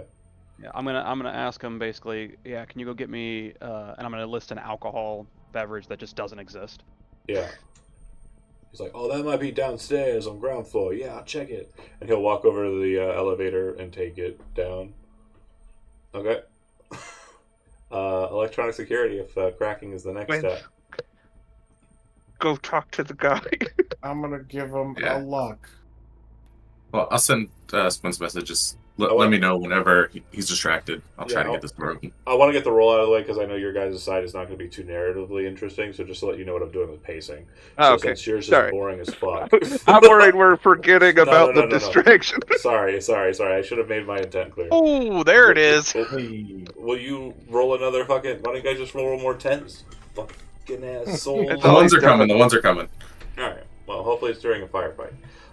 So Squints, you walk in. Kincaid, you were going with. I was gonna get in line behind him. Okay. As if I am patronizing a game shop. So he's gonna go in, and then you just whenever you want to interject, I walk in and stand behind Squints. Gotcha. Because it would look weird if you guys both walk in at the same time. Yeah. So Squints, you walk up. Holding hands. What? No. What? All the homies hold hands when they walk into. We're trying to pretend we're not homies right now. Oh, that's fair. Squints, you walk in, not holding anyone's hands. What would you like to do when you walk in? I would go up and greet the Wilson, was it? Was his name Wilson? Yeah, Wilson. Wilson, what's up, man? Not much. You're a bit early. I said Friday. I know. No, I actually wanted to show you something because I'm just super excited about it. All my friends, they are just not the connoisseur of the weapons industry like you are. But I was gonna check it. I wanted to show you what I made. Check this out, and I pull out the EMP knife, and I show him, and I'm just like, hey man, actually a pinpoint EMP knife. Basically, when you hit something, it only goes off in that one point, so you don't have to worry about screwing up the entire area when it hits. Again, for pacing as well, he kind of opens it up while you're talking about it at the beginning. You slide it through. He takes it and starts looking at it through the chain. And you can see him kind of looking it over and goes, "Damn." I walk in. Is that not cool? Squints. He says, "How much you want for it?" Oh no, not for sale. I'm not right now, at least, man. I might make more, but this is literally just me trying to brag about what I did. I'm just so excited about it. I got a buyer I could probably sell 10 of these to. We can absolutely possibly set that up because I am absolutely looking, but this is just my prototype and just for me right now. But so that is something you might think about? Yeah, you let me know. And I'll. Kincaid's kind of going through his wallet, counting out money. He's like he's going to make a purchase. He goes, and then you see him kind of look at you. I want to interrupt. I want to interrupt the conversation. Okay, go ahead. Put my badge on the ground or on the counter. Okay. What the hell is that? It's going to be kind of more of a holding it up situation because there's no counter to speak of on his side other than that little slotty hole. So you kind of got it. What is that? And you say that to him? Yes. He looks at the kid and he doesn't say anything. Just a new invention that I'm doing, science project. If you might know, just talking amongst friends here. Nothing real important right now. Sir, science project. Officer. Yeah. Robotics class. We're working on it down at the university. It's a good one, and my friend here just again sharing the knowledge, just trying to be a good friend. And you're a legal weapons manufacturer under whom?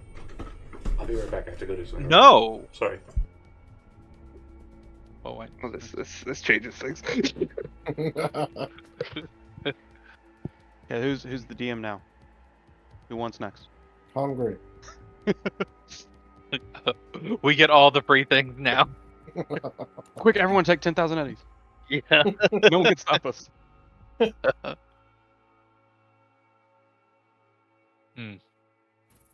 While we're paused, does anyone know? Is there like a coup de grace or anything in Cyberpunk?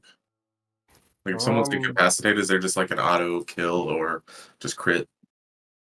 Probably. I would think. I know there's a perk for it with certain things. I would. I don't recall. I would imagine like you have the choice to just like murder them. But that's what I think, right? Like if you just had like a knife or something and someone's unconscious, you just right in their eye. Yeah. Oh no, there is one. In one of the one-shot games, My solo did a coup de grace on a Jesus, what was it? It was a robot man. Or an AI? No, it was a robot man. He wasn't a So willing participant in combat, so I gotta then pause the game. They delivered a thing for me at the wrong address. I have to go find it. I'm not pausing you guys. Keep talking. I'm sorry. I did not expect that to be the case. Bear with me here. I don't know why this always happens. One sec. just do your So thing. the attention is this is the distraction, by the way. This is it. This is it Me right now. me busting Chody's and this Wilson character's chops at the window. Yes. Probably. I think it's working I'm great so far. I'm imagining we just breach in I mean, charge. you did your role, so your part's going great. I mean, I got one more big thing I could do.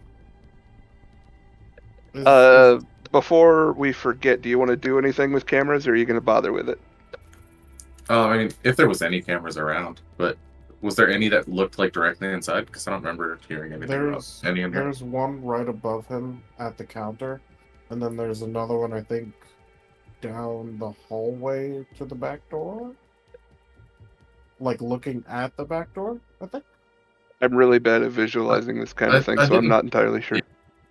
I'm really bad at it too, but I don't remember him saying that there was any in the back that we knew of.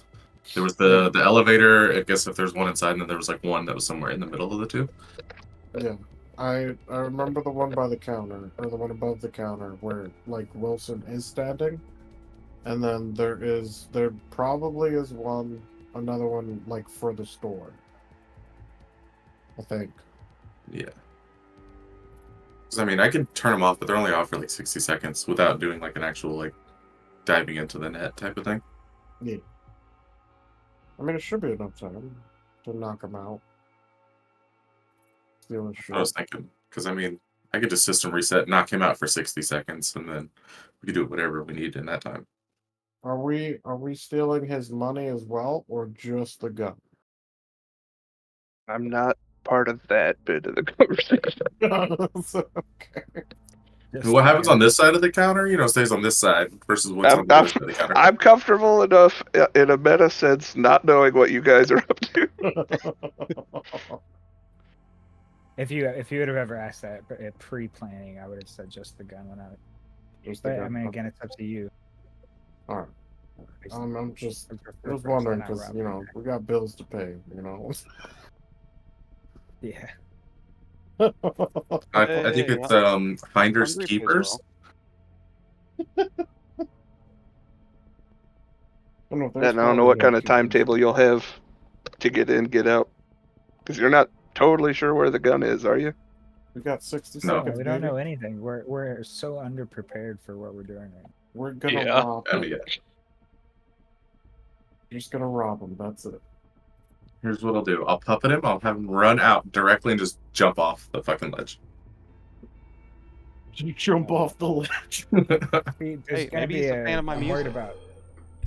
I'm worried about just killing him or just knocking him out, because I'm sure there's going to be some kind of a dead switch type of situation where like he needs to be conscious and willing for like the key to work.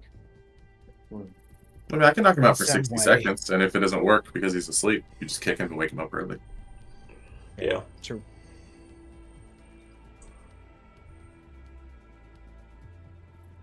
All good, John? You still need him? No, I mean, I'll be fine.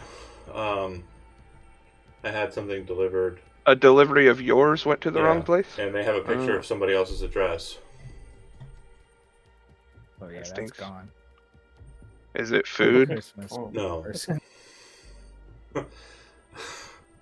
I've had it happen where it's been like a DoorDash on someone else's porch. Yeah. I hate it. They're really bad about that.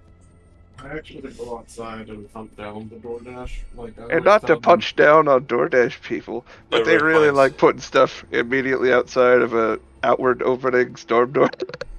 So I'm just destined to knock that shit over.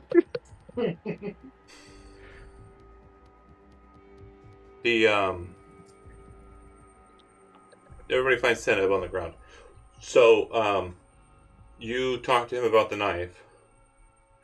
as if it's bad to try and kind of like stir up a distraction, right? Yeah. Yes. Okay. Do you two start having an altercation, like kind of faking through it, or do you? That's the intention, and Oh, I'm yeah. Okay, so hoping to include Wilson in it since I overheard him offering to find a buyer. go ahead and make acting. I'm going to give you, based on premise and also badge, a +3 to your roll, Kincaid. 13 makes a 16. Okay. And what did you get, Squints? 9. So yeah, Squints is definitely kind of like really awkward. But I'm Yeah. already trying to go, yeah, no, this isn't a weapon. What are you doing? So it's already awkward, so it's cool. Right. And then you two kind of create this altercation, and it seems that Wilson is distracted suitably. Leo, you crack the security. Door opens. You enter into a space, and you can hear Kincaid and Squints and Wilson kind of arguing, discussing the matter in the front. Give me oh god, what is a perception roll?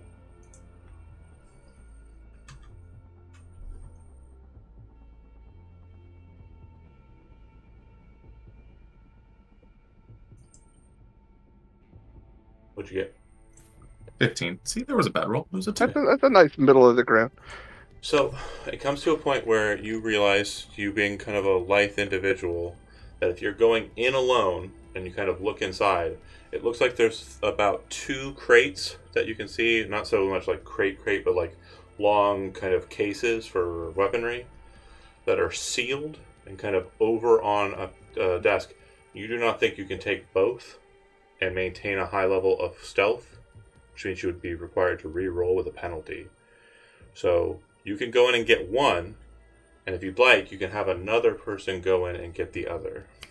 And then if you have any other concerns that you want to stress now before you go into the space, I'd like to hear those concerns as well. Is there any like meta here? Net architecture is present. It seems to be focused entirely on a single computer, which has a partition but is connected to the mega building subnet. Meaning? So a subnet is basically like the internet but smaller. It's like for one specific area, and it gets like download dumps from like other subnets. A mega building subnet is basically like a nice environment net-wise for everybody who lives in the mega building. Okay. I'll just relay back to Big Toe that there's 2 cases. I need someone to grab the second one. So Big Toe, you go in. He stepped away too. Oh. Okay, then if you both go in and grab a case, you pull out 2 cases that are like rifle size, the only 2 that you can see in the entire back room area, and walk out with them. I mean, do they open easily? Like, is it just like a normal gun No, case? Like, just they will flip the tab? require a lock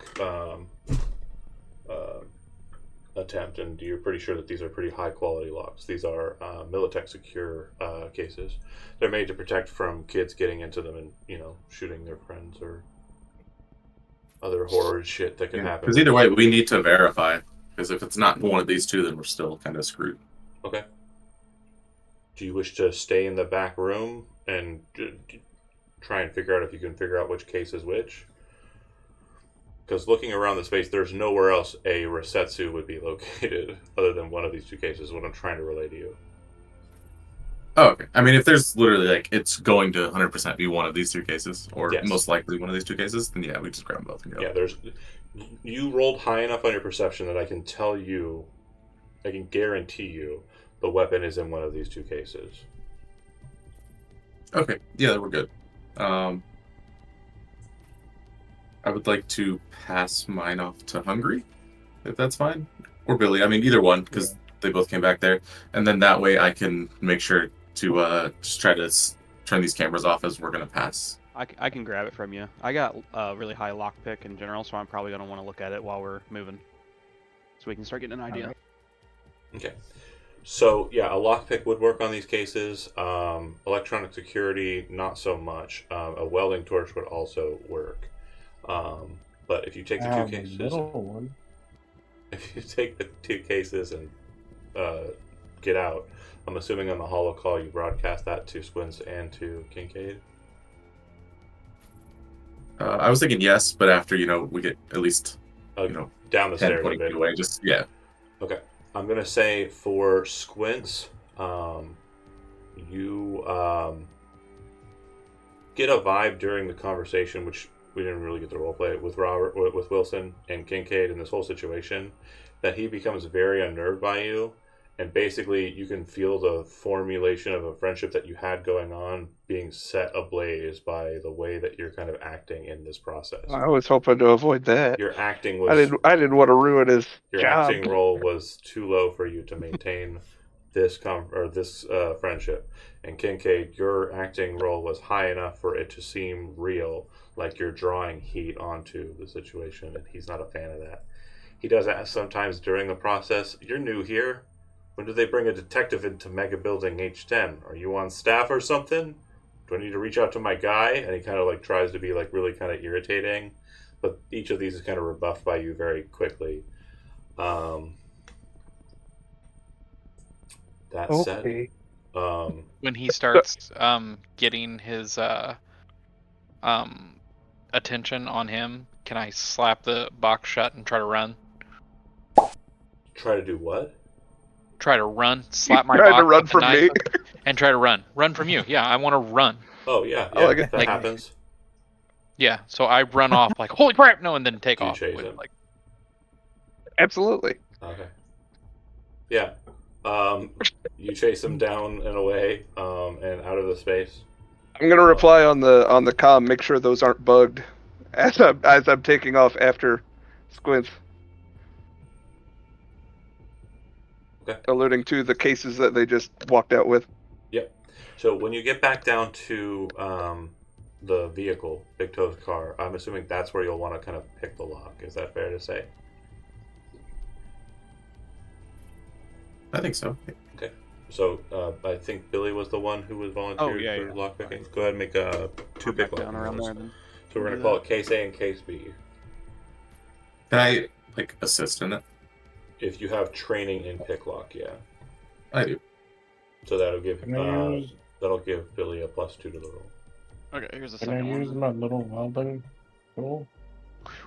Welding would be kind of like I want to burn through it and kind of pop this bad boy open.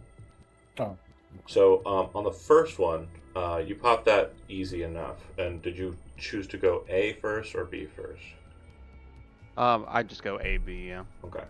So when you pop open A, inside there is a rifle.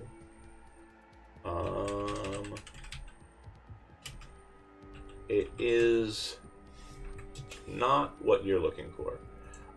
It looks like it's more of a Borg weapon. It has attachments to it that look like they are kind of like a kind of shoulder mount and like actuator that allows you to kind of heft the gun. And it almost looks like they could connect to like a cyber arm mount or a cyber arm extra mount for the purposes of like maintaining the heft of it. And it looks like this. This is just the baseline picture of it from Old Punk. Posting this in notifications. But once you get the gun dork on it, you would note that this is a Rheinmetall EMG 85 railgun. Oh my goodness. This is illegal for civilian use.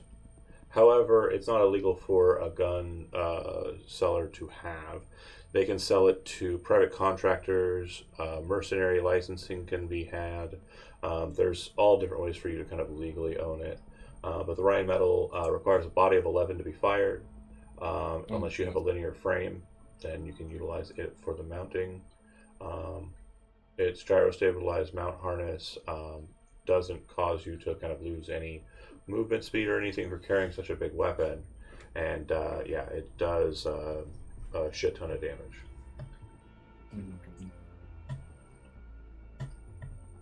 Damn. It has no Cannot. ammunition in the case, though. Could not think that. Your attempt to break open the other lock is a failure, a complete and utter failure. So much so that you do not believe you can personally do it. So you can allow someone else to attempt it. However, I will state and ask, Leo, did you help on both rolls? Yes. Okay, so then you would not be allowed to attempt the second one either because you were part and parcel to that horrible failing. We fumbled. It happens. Once you regroup with Squints and Kincaid, do you want to pop a torch to it? Yeah, I mean, do we have any other options? I don't think so, right? Okay. So you crack it. Do Go we? ahead. Oh, go ahead. You, I didn't know if you said Wait. someone else could try again. Are you saying force it open? Yeah, you can. if you have pick lock, Can you I can try? try. Yeah. I thought you said Yes, sir. Cybertech would also work too, right? No.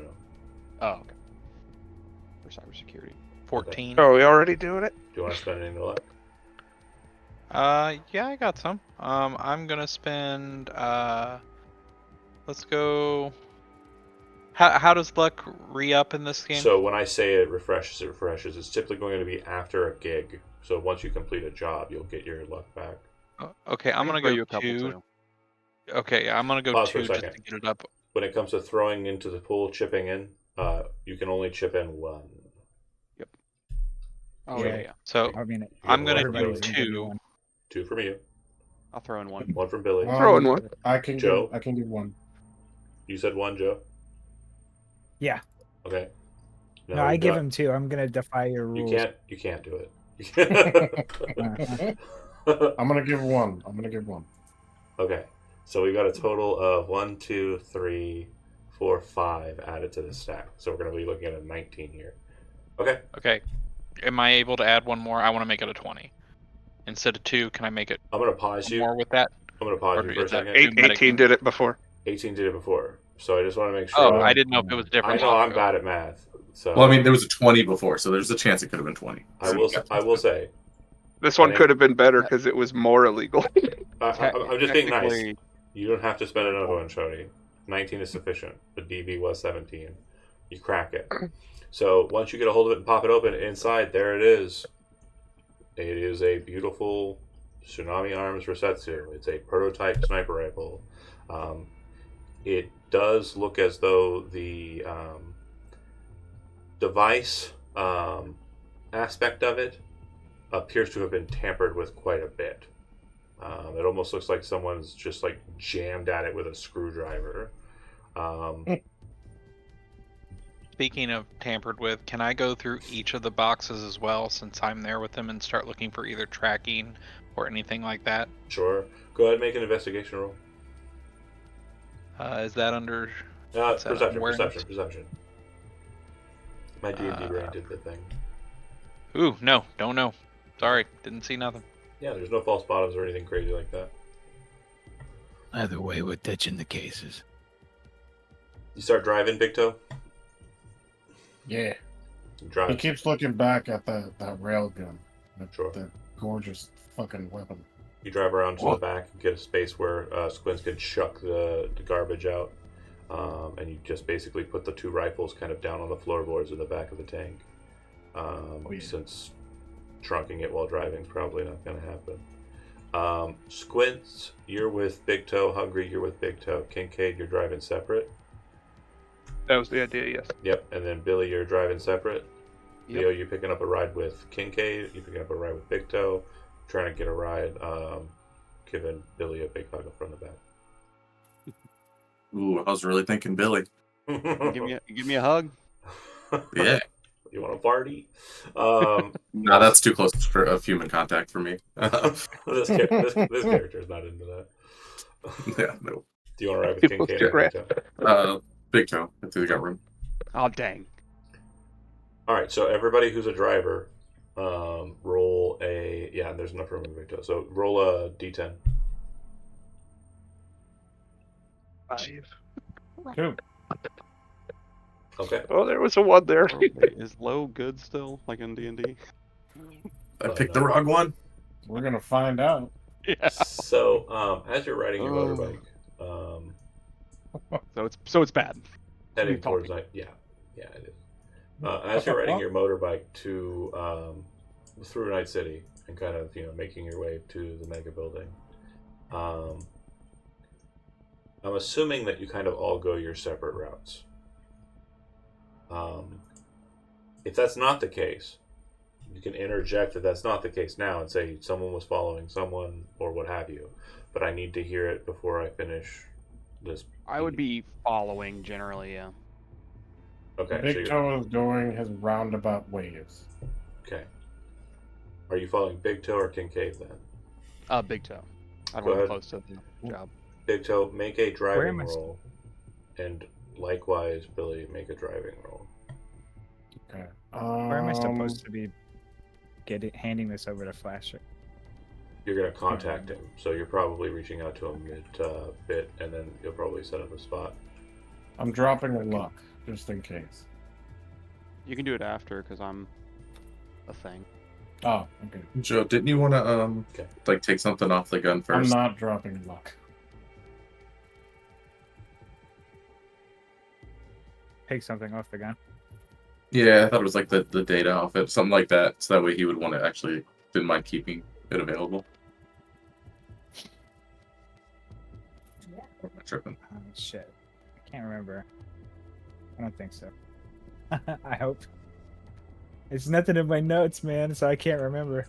Didn't they want the data? They want Yeah, the data off the gun. Yeah, I thought they wanted it, and that's why he was saying he wasn't gonna like keep it available, Oh, for future yeah. use, unless we took that off. Yeah. That could So you're not giving him the gun, you're giving him the data, is what you're saying. Is that right, Daniel? Because he just No, I wants was just the asking data. because I remember that Joe was saying like don't have the gun gone, like keep it around, in case we ever need it again. And he was arguing like why he didn't want to keep it. Sure. And then I thought that Flasher came out and said like, all right, well if I can get the data off of it, then I can keep the gun around. I'm going to give it one more Yeah, cycle. I do vaguely remember. Okay. I do vaguely remember that conversation. I think it ended with he's gonna make it disappear, but like keep it on hand if he possibly can. Yeah. So as long as you are able to like separate the data from the gun, then he's okay with that. Otherwise, he's going to need to dump the whole thing. So, Okay. do you want to pry it off and kind of separate Yes, the two? I would like to do that. Okay. Leo, this is not a job for you. This is a job for Squints. This is a cybertech deal. You are wanting to pull the scope and memory data from the weapon so that the weapon can be utilized by anybody, and in addition to that, all past kind of information that has been gleaned by the gun will be removed. Is that something he wants to do right now? Do you? Or do you want to wait till you get back? Well, I understand Squints is currently in a state from not sleeping so well. Okay. We're driving away on the gig. Okay. Perfect. I don't know. I'm just asking the question. I'm not trying to sway anybody one way or another. I'm in a different car. I don't understand fully what the process is that's happening. Sure. I just know Squints is sleepy, and we just left a place. I don't want him to misfire an illegal rifle in somebody. It just blows out the side of the car. Okay. That's all. That's all I got. Okay. So, Big Toe, you are able to note that the efforts of Billy are quite admirable. You're surprised by his handling. Like, you take a sharp turn just as like a point of effort to kind of make sure that like you're kind of moving the space you want to be going and not lose any speed. And you see Billy near lay down the bike and kind of roll right around the corner, kind of keeping pace with you. So you're actually kind of surprised by his skill. However, due to him being the one who rolled it and him mentioning that he wanted to be behind you, he won't be the first to notice it. You will be. You see two automobiles very quickly come out from nowhere, like drive into the street lane that you're on, and start following directly after Billy, moving up alongside him. Billy, as they come into view, and you kind of hear whatever warning comes through the hollow from Big Toe, you would see that two vehicles packed full with tiger claws pop out near you, and you see one of them kind of like making a gesture for you to pull over. Well, I am not pulling over. Okay. So bear with me here for a second as I do Oh shit. some things. Oh shit. Vehicle combat, baby. Yeah, we can definitely keep it on the road. Lucky. Let me set that up. I'll be right back. Yeah, we can definitely keep it on the road, or we can move it off lane. That's absolutely fine. However it goes down. Oh, I'm no, we're going to keeping use this as shit a on the proxy road. for your car because I haven't pulled top down for it yet. I have several perks that would help me in this situation. And I'm going to move us to this map here. You guys feel free to call me because I like to be in combat. Nah, we got this. Also, I got pee. I'll be back. Uh-huh. And Ooh, that's my car. That's my fucking car. for now it is. Yeah. No, I like it. No, I love it.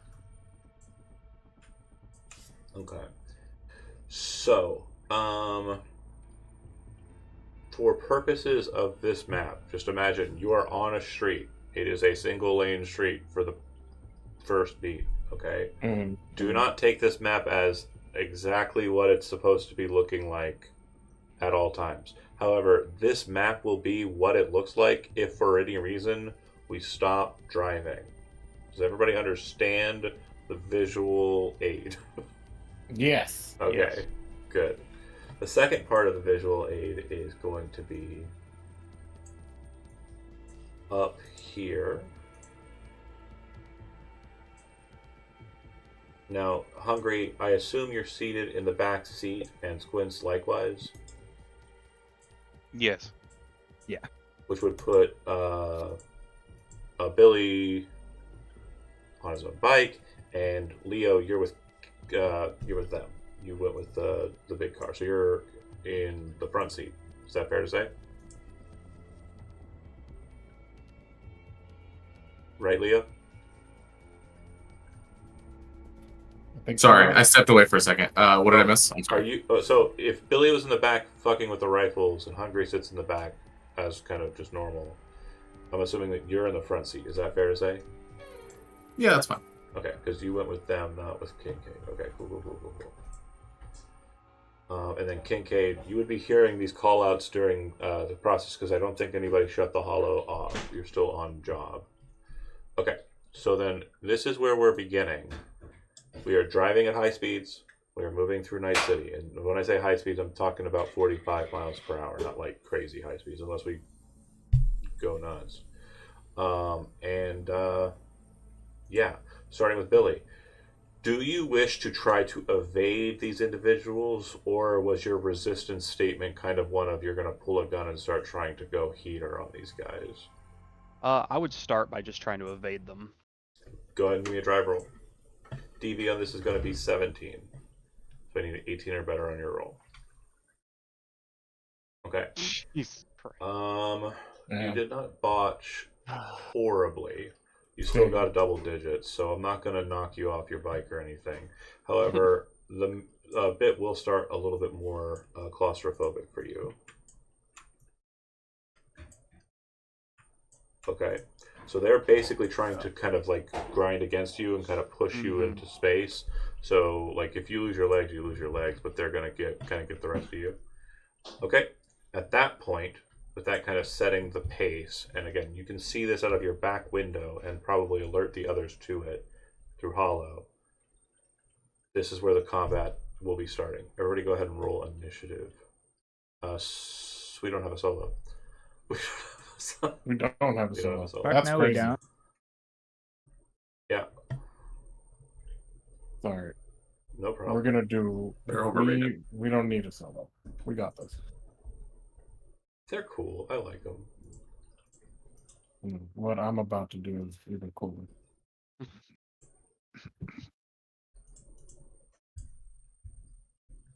I forgot to select my token. I am sorry. Can It's we okay. get some Tokyo Drift in this? I'm doing all sorts of things.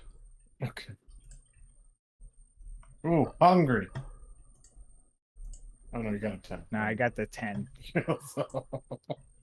Gotta roll super it's high on okay. the Just a second roll that wasted doesn't 10. count. It's just a wasted natty 10. No big deal.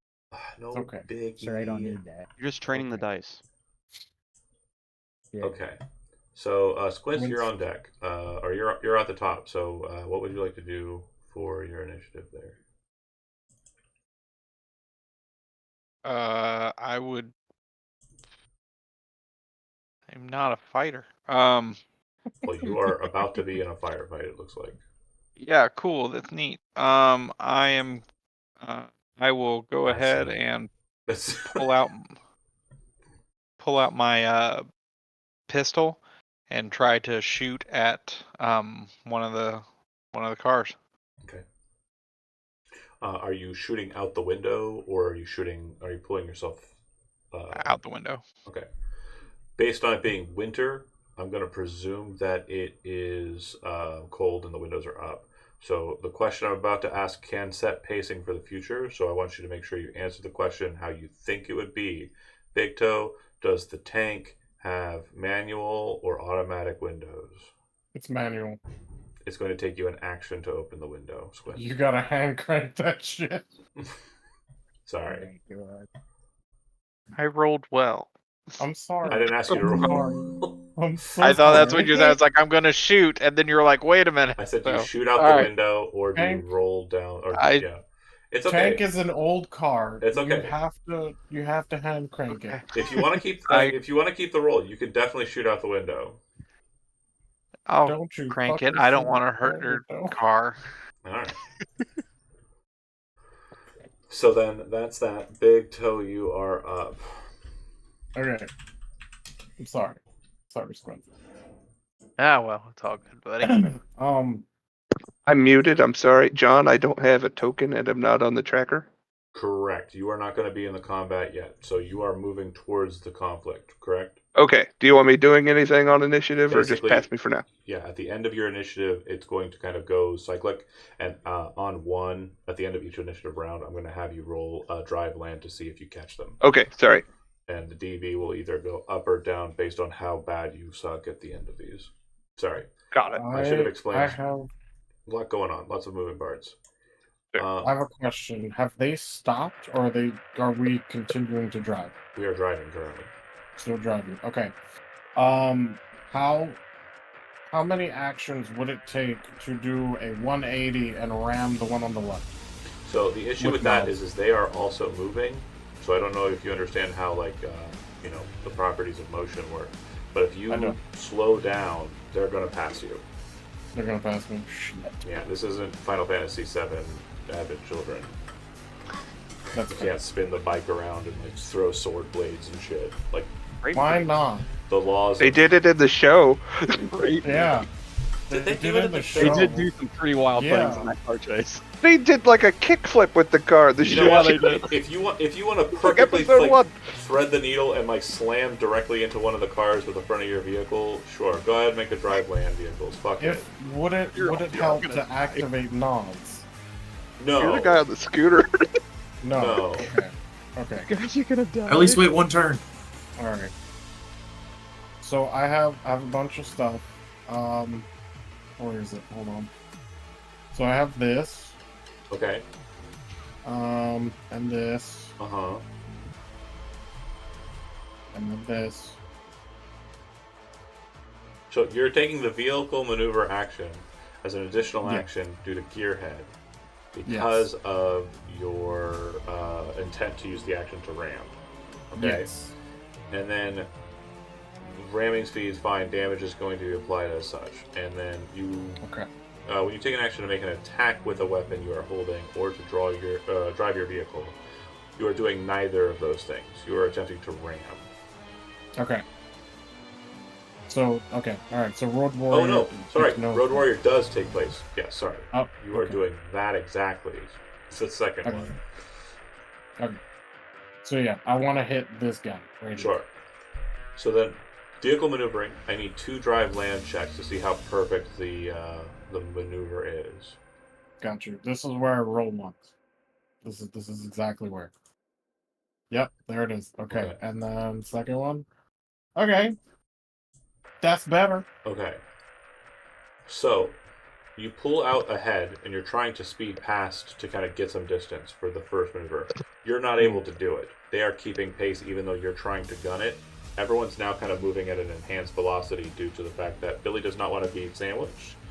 They want to sandwich, and you're trying to get ahead of everybody. Now everybody's kind of moving really fast. So you don't get as far ahead as you want, but you do manage to kind of do the flip portion of it.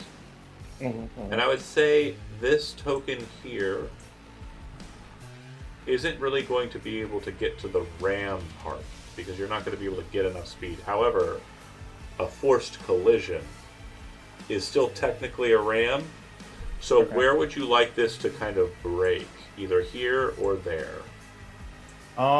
Preferably the one at the top. Okay. Billy, because of the extreme nature of your position and your kind of almost connected spot here, I need you to make a drive land check.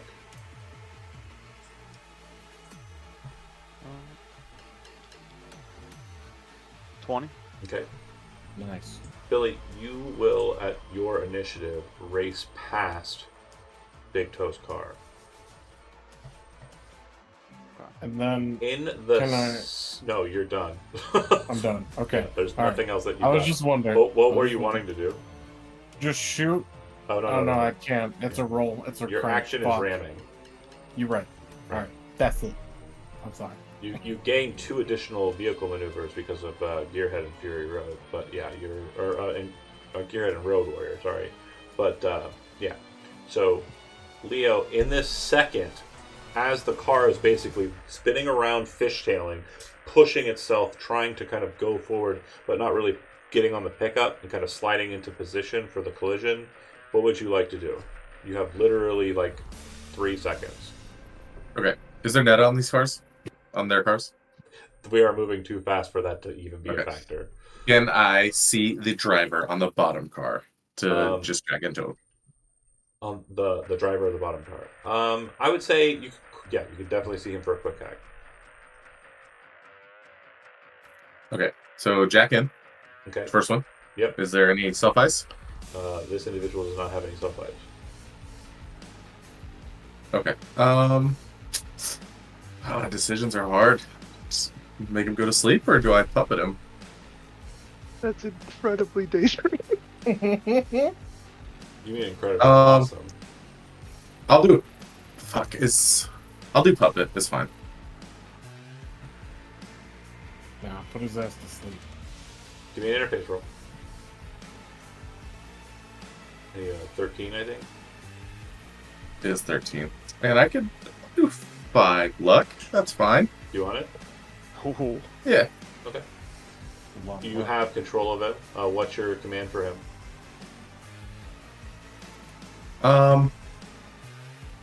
Is that a pole down at the bottom of the fucking thing that you can just? Again, the map. Turn his car straight into? Ignore it. Just tell me generically what you're wanting to do. You want to crash him into a side street? I would say crash him into just something solid Yeah, as 'cause fuck. There's Like also a cars. pole There's fucking also side of a building. there's oncoming cars. Like there's a plenty of stuff.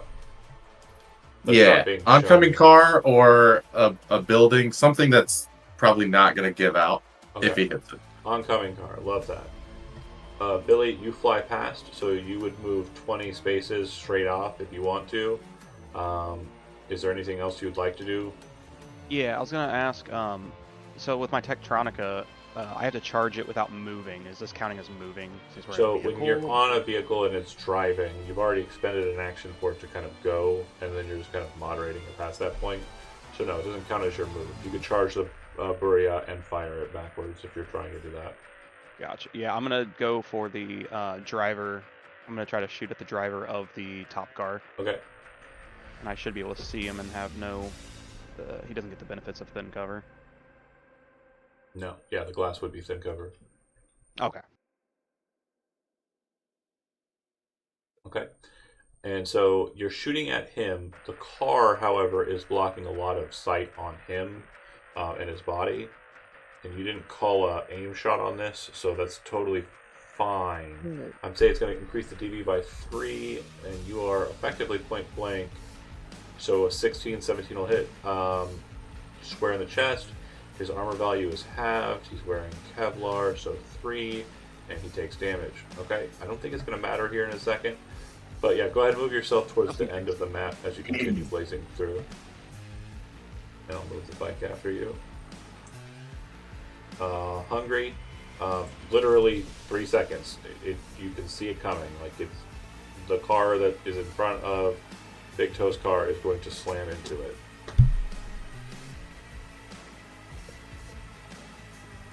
We're ramming into something, right? That's not us No, ramming together. unfortunately, there is going to be a collision, but due to the nature of how like physics work, you're both moving at each other, and unfortunately, they're now the ramming force. Oh boy. I'm stuck back here with the manual window as well.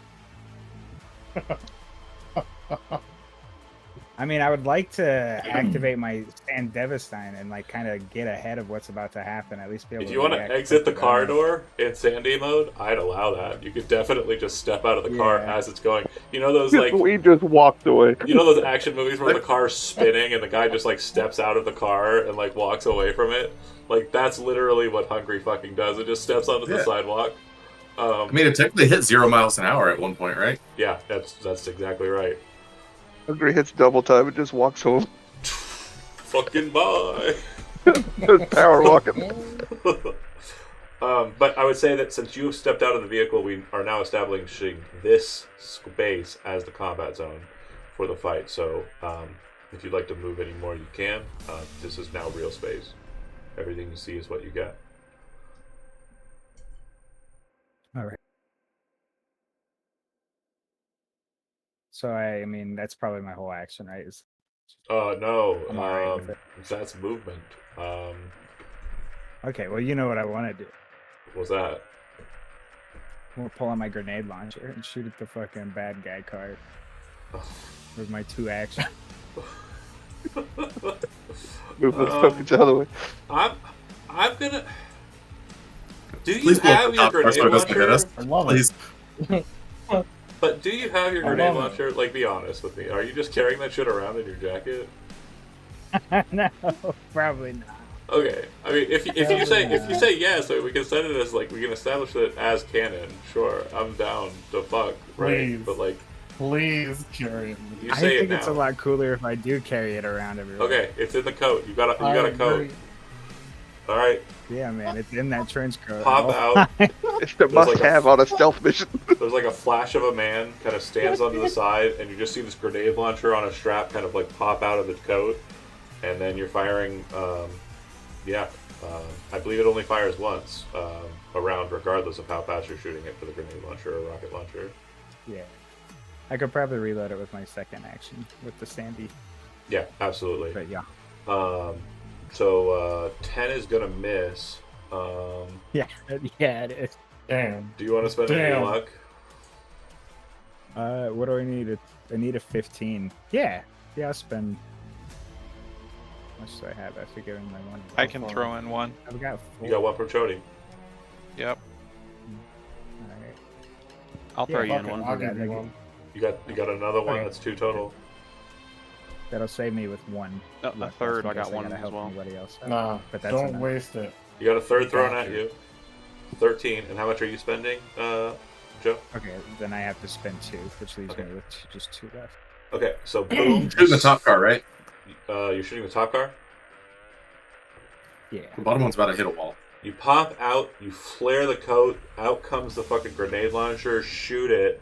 After it's fired, you kind of like drop the magazine down. It still has the one grenade in it, and you're sliding the new fresh grenade into it and flaring it closed as the grenade detonates, and like all of your kind of after images kind of snap into position.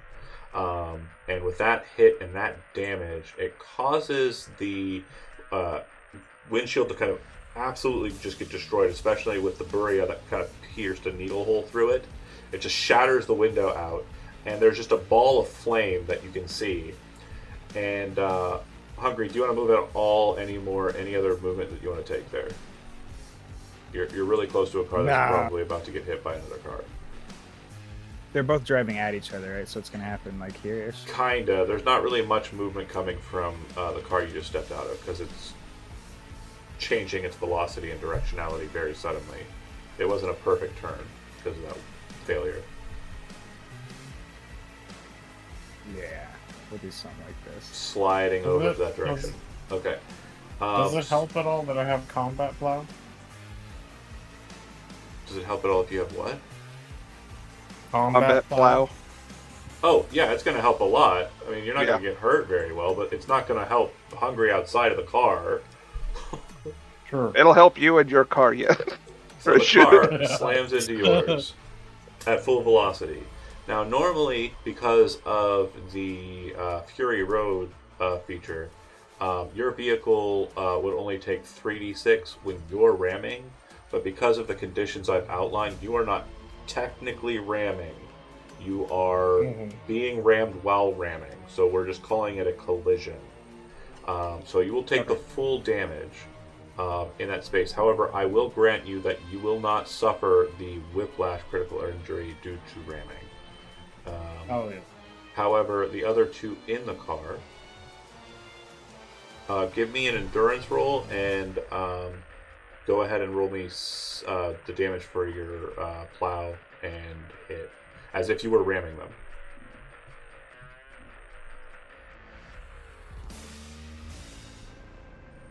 Oh, wait. And then Hungry, go ahead and roll a d6. Just know that it doesn't matter. The only thing I need is a result from you is a d6.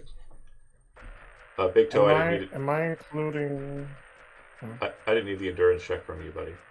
I just need it from Squints and from Leo. This map is crazy Am I animated.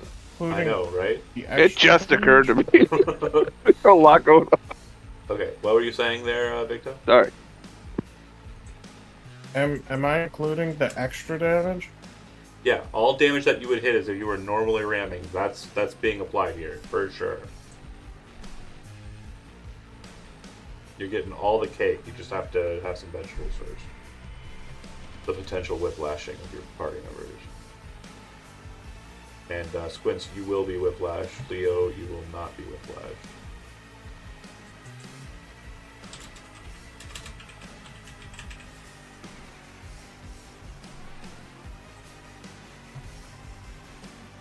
Are you still doing all the math on how many dice you have? Is that what's happening? Yeah, Oh my god.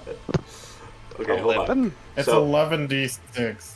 Chody, whiplash for you, it's going to be a critical injury that you suffer, so it'll go under critical injuries. And there should be an option for you to switch it to whiplash. If not, page 188 of that book will give you info on it. Okay. That's a lot of damage. And then your vehicle will be suffering 15 points of damage, which I think the combat plow is going to mitigate. Let me double check. Combat plow whenever you slam. Oh, it ignores the whiplash. Nobody suffers the whiplash. It takes it away for your does car. too. Yeah, perfect. Cool. So ignore the whiplash critical injury. Sorry, Chody. I didn't know the combat plow doubled up on that. Sweet. And then you wouldn't have been able to hit the NOS on it. Oh no, yeah, you can have done it. That's fine. Did you have the 2d6 extra for the combat plow? I hope so. Yes. He's got 11 of them out there. I don't know where he got them all. Okay. So your car will take 15 damage. I will say that because it's to the plow is going to suffer it primarily, and based on the SDP of the vehicle being 60, I'm going to say the plow is currently effectively offline. It won't work proper. Does that make sense? Okay. Like, it'll still be a combat plow. It's just not going to. You're going to get whiplash if you get it in another crash. Yeah. Okay, so Yeah. Hungry rolled a d6, and it was very important because when you hit a plow, you're going to kind of skate to one side or the other, and Joe rolled a 6, which means that's going to go towards the bottom. This car was ordered to crash into oncoming traffic at about the same time. and you'll watch as it hits a car, and then those two cars are landed on by the car that just went over Big Toe's car. All three cars smashing in together causes a fury explosion. You are now facing with oncoming traffic that was kind of behind but slowing up because they saw it kind of happening the way it is. Big Toe, we're out of combat. They're all dead. Go ahead and make me a drive land vehicles roll.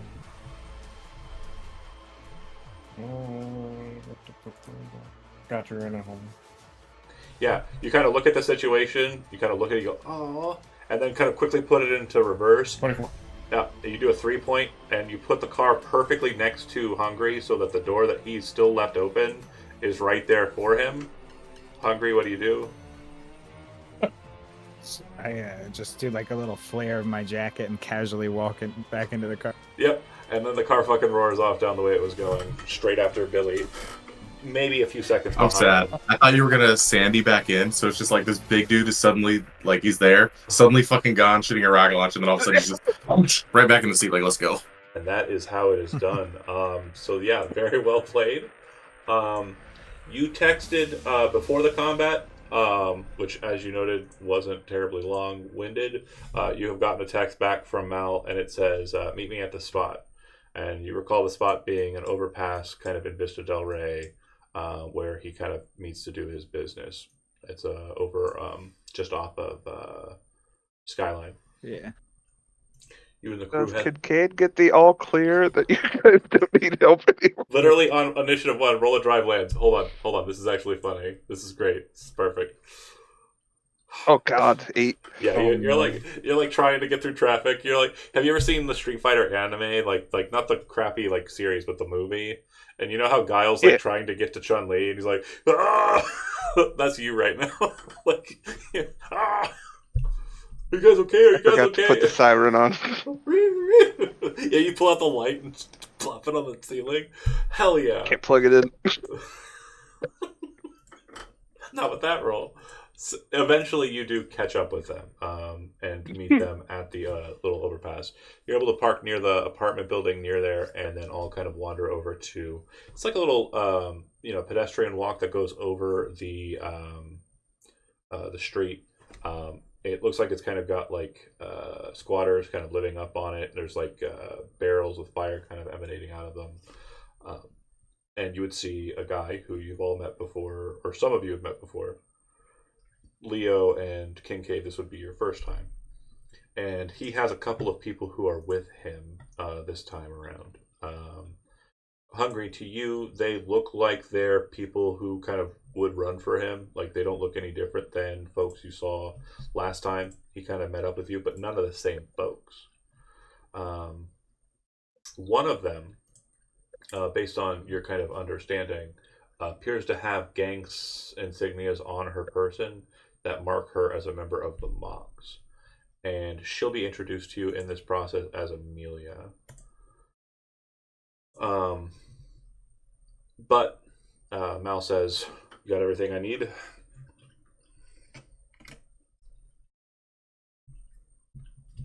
Yeah. Here you go, Mal. I would hand him the gun over the rifle. Okay. Or no, he just wanted the data, right? Well, if you want to hold on to the rifle, you can. But again, it's hot. Is that right? Yeah, it is right. He doesn't want to have the rifle. He wants to get rid of it. So if you want to keep it, he'll let you keep I don't. it. I don't. Okay. Damn, almost got him. He'll say, okay, great. And then Leo, if you want to kind of, or sorry, not Leo, Squints, if you want to pull the data like thing off, we didn't do that because Zach said it was probably smarter if we do it later, and we're doing it now. Give me cyber tech. 25. Yeah, you pull out your tools, you look at it, and you look at all the scratch marks and realize somebody was trying to basically piece this thing off with a Phillips head screwdriver. And you know those weird screwdrivers they have for like, commercialized bits? It's kind of like a starburst pattern, but like really The security thin. ones. Yeah, Yeah. security shits. You pull out yours and you're just like, bam, easy peasy. And pop the thing off and explain that the gun could now be used without the data. He takes the data and puts it into his jacket pocket, like the scope and everything, and then he hands the rifle over to Amelia. and says, "I really appreciate it, Hungry. It's really helpful what you've done for me here, and hopefully the information I gave you, is helpful. I got some more information in the pipeline. I'll definitely be able to help with that moving forward. I really appreciate our partnership here too."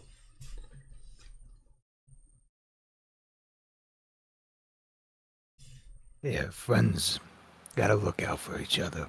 I'm just returning the favor. I only just now read your message, Daniel. He nods. I don't remember if he paid you or not, but you are now paid,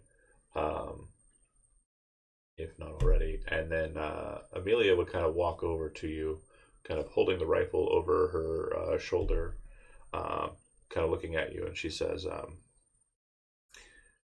"But your folks, they did some work for Regina not too long ago. Does that sound about right?"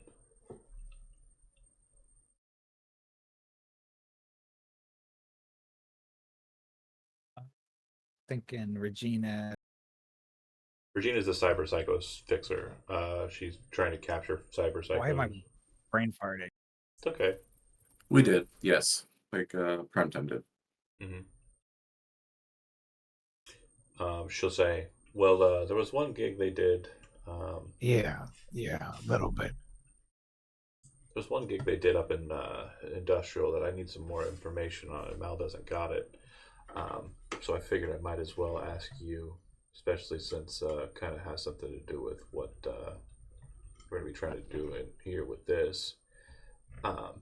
You know about them meeting up with some Maelstrom gangers?"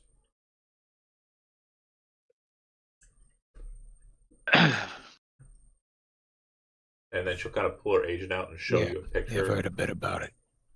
Okay. She'll show you a picture of this girl and say, "Well, if anybody you know has got any information on this lady, her name's Nitro. I haven't been able to get in contact with her, but if you got deets on her and she's okay with you shipping them, I'd really like to talk to her."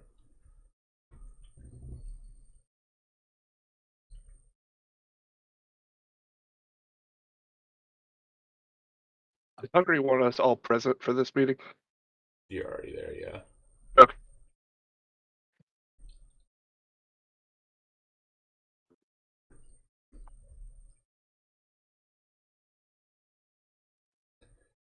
And she'll flip you her details. Again, Amelia is what she's listed in her profile, her contact for the phone. And the name is familiar to you. You would know that she is apparently the contact for the Moxes with the fixers of the afterlife. So she's the one who kind of does like a lot of the back and forth regarding territorial squabbles when it comes to like edge runners and mercenaries kind of getting invested in Kabuki and most of northern Watson. All right. So if I understood all that correctly, she's just looking for this Nitro person and wants to talk to her. That's right. You say where specifically? Nitro's a Maelstrom ganger. I don't know where they hang anymore. Not after the summer.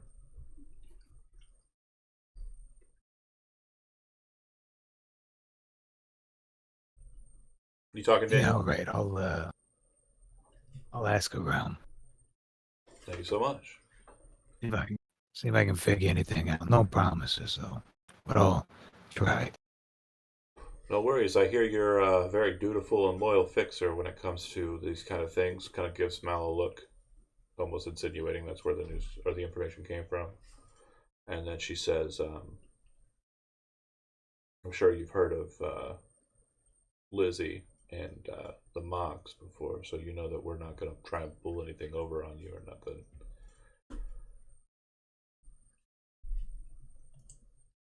Yeah, I wouldn't have thought that either way. Yeah. There's plenty out there for us all to eat without having to eat each other. That's what they want. Well, unless that's what you're paying for, then you can eat me all you want.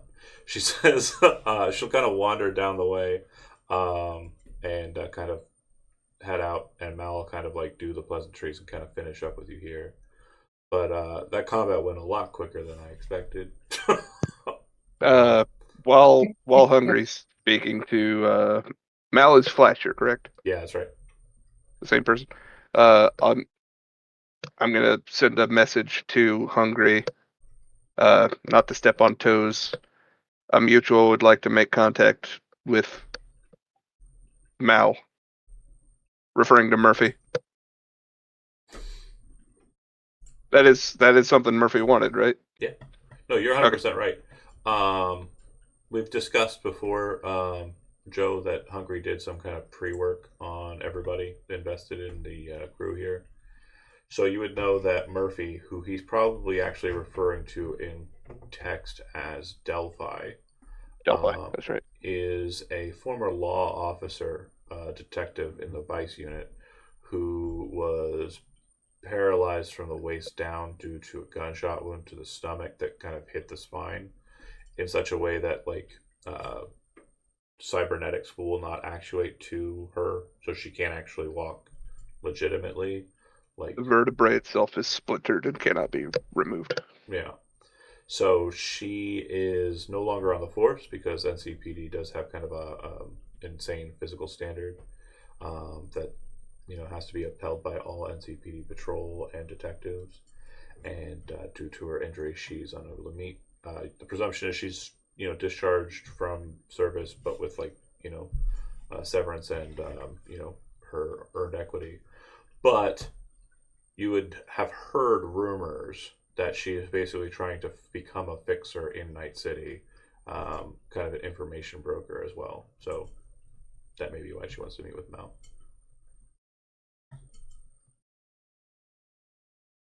Yeah, we can make. And I'd that insinuate I'd consider it a favor.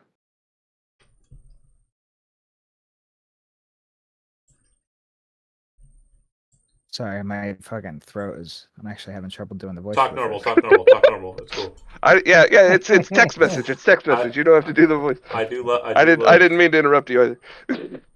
Well, no, I see what you're yeah, saying. Like, it let's do takes you like a build up. You're like, and we're all waiting. And Yeah, then someone will we talk to can't see him, so I'm sure there's a whole process behind getting the voice down to what that him 'cause is. it's flawless. I gotta Do a smoke off growl. a cigar real quick. Do you smoke or just eat them? Yeah. No, yeah, absolutely. We can make that happen. And yeah, to Mel, I would present the opportunity to Oh, I've heard network. about her. Okay. Well, you can give her my phone number if you want. Actually, he kind of like has this pause for a second, and just knowing your human perception's fine enough to know that he's probably like, he knows she used to be a cop, and he probably was like, yeah, just give her my details, and there was kind of like pause. How about you just give her this information, and like we'll pass you what you realize is a burner account. I've got that special business card. The special business card with the other phone number on it. Yeah, absolutely. Smart man.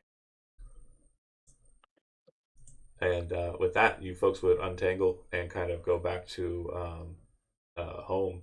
Real quick, John. Go ahead. Actually, I have one thing that I wanted to jump in on. Sure. As Amelia's kind of walking off, I want to kind of like walk towards her real quick before she gets out and just be like, hey, you forgot to get my contact info. She smiles, and I'm gonna roll a d10 to see if I can get your rap I was based on playing a bard. what I got here. And she says to you, because she does seem to kind of have a moment where she kind of looks at you like, huh. And she says, "You can find me at Lizzie's," and she'll kind of, and it's kind of more of a you can find me at Lizzie's, not like a anybody can find me at Lizzie's kind of situation. And she'll head off. Down at the bottom of the steps at the overpass, you see there's like 3 other girls with her that are kind of rolling on motorcycles. And they're like brightly colored pastels or like vibrant kind of pinks and blues, and they'll roll out. The one thing that they collectively all seem to have is a holster for a baseball bat on the sides of their legs.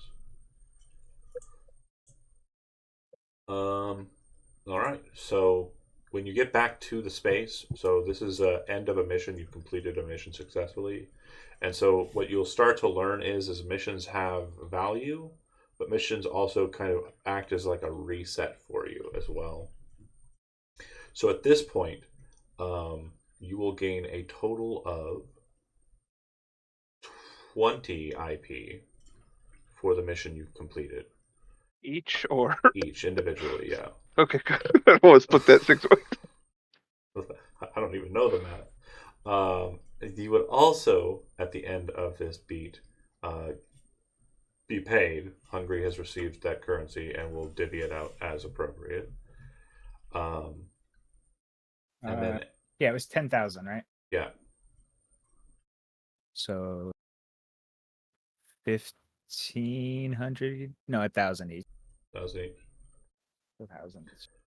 Which again, for it being kind of a bit more transparent, the amount that was put in for everybody who's kind of like street running and kind of in Night City, this fixer just gave you 50% of the vig. So like to kind of put that into understanding, and this would probably be something Kincaid notices as well. That's not common. That's not a thing that comes up very often. That's not high uncommon. 20% is high for a fixer to pay their job. Most fixers do not pay their workers high, and they typically try to keep comments of like what's being paid kind of below. It's going in Kincaid's notes. Notice.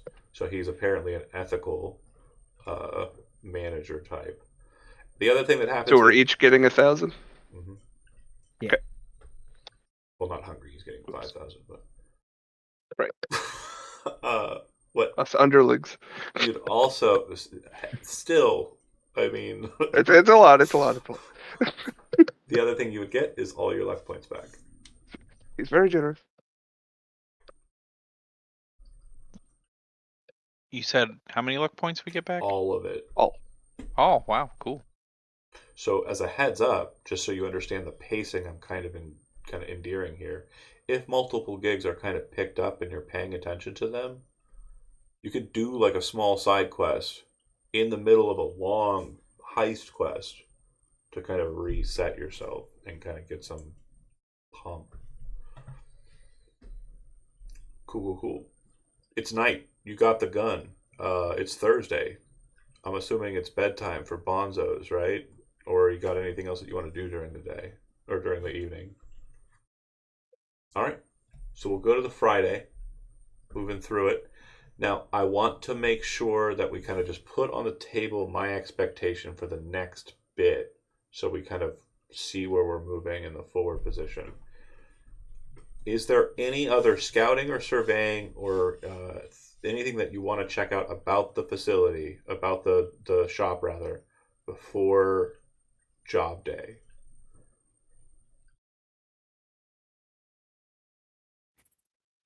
I'd like to check out like just the exterior to see like cameras and stuff. I remember that the turret's out front, but I don't remember cameras. Turret serves as a camera. It's a Arasaka, but it's I can't remember what corporation it is, and basically it tracks by motion first, and then it also can detect weaponry. So if weaponry is brandished and is not held in a stowed proper container in its vicinity, it will pop down and just start shooting the shit out of anybody who has a gun and does not have Arasaka binding. That's the turrets, right? I mean, Correct. Is there cameras separate from that or no? No, it functions as a camera as well. It's tracking the motion. So if you're like reading the camera, you're not reading it like visually. It's kind of like hot spots of motion that are kind of activating it. It's almost like watching ghosts move in like a digital space. Kincaid would want to at least question the Billox people, the three individuals, Okay. under the pretense that he suspects they may be involved in the selling of stolen jewelry or the transfer of stolen jewelry. Okay. So the name that was given to you as the lead is Daniel Chang. Daniel Chang. Is he the driver of the truck as well? They all live in the same building. They all live in the same building, but you don't know who drives the van. However, if you want to go to Mega Building 1, or is it Mega Building 1? Yeah, Mega Building That 1. is what you said is one. That's the one closest to Everything we've been dealing with, yeah. the 2 points, yeah. If you go to Mega Building 1 and want to do some scouting work, you can. If you want to take anybody with you, you can do that as well. This would be on Friday that we're doing this.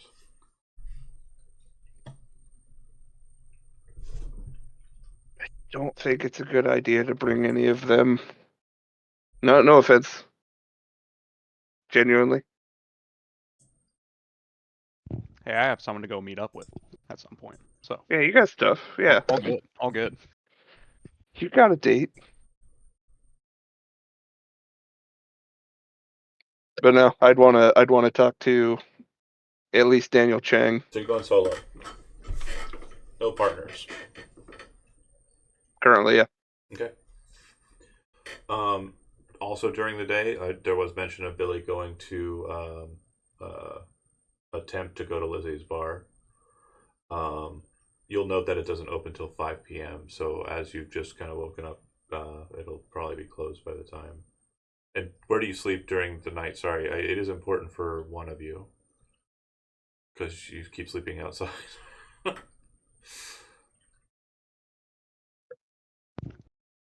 Chewing. Wait, what? He's what chewing. what Where was do the you question? sleep? Where do you The night sleep on before? Thursday night to Friday?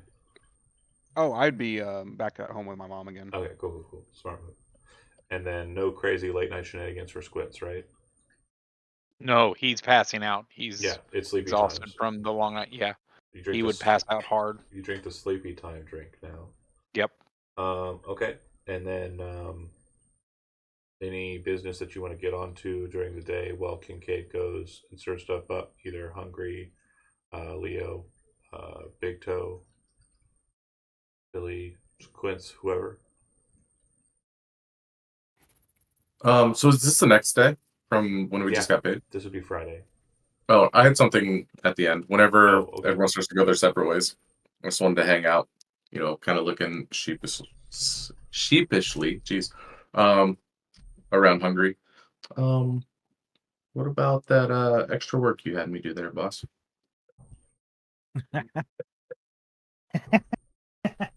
God damn it. Yeah, sorry. So much going on, I forgot. And then I would send you 500 more.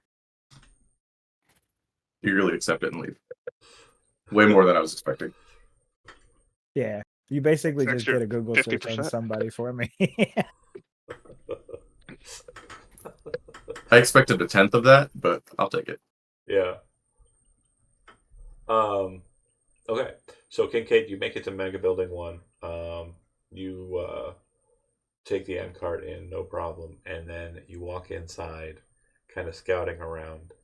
Now you kind of come in with, I would assume, with some measure of what you're wanting to scout out.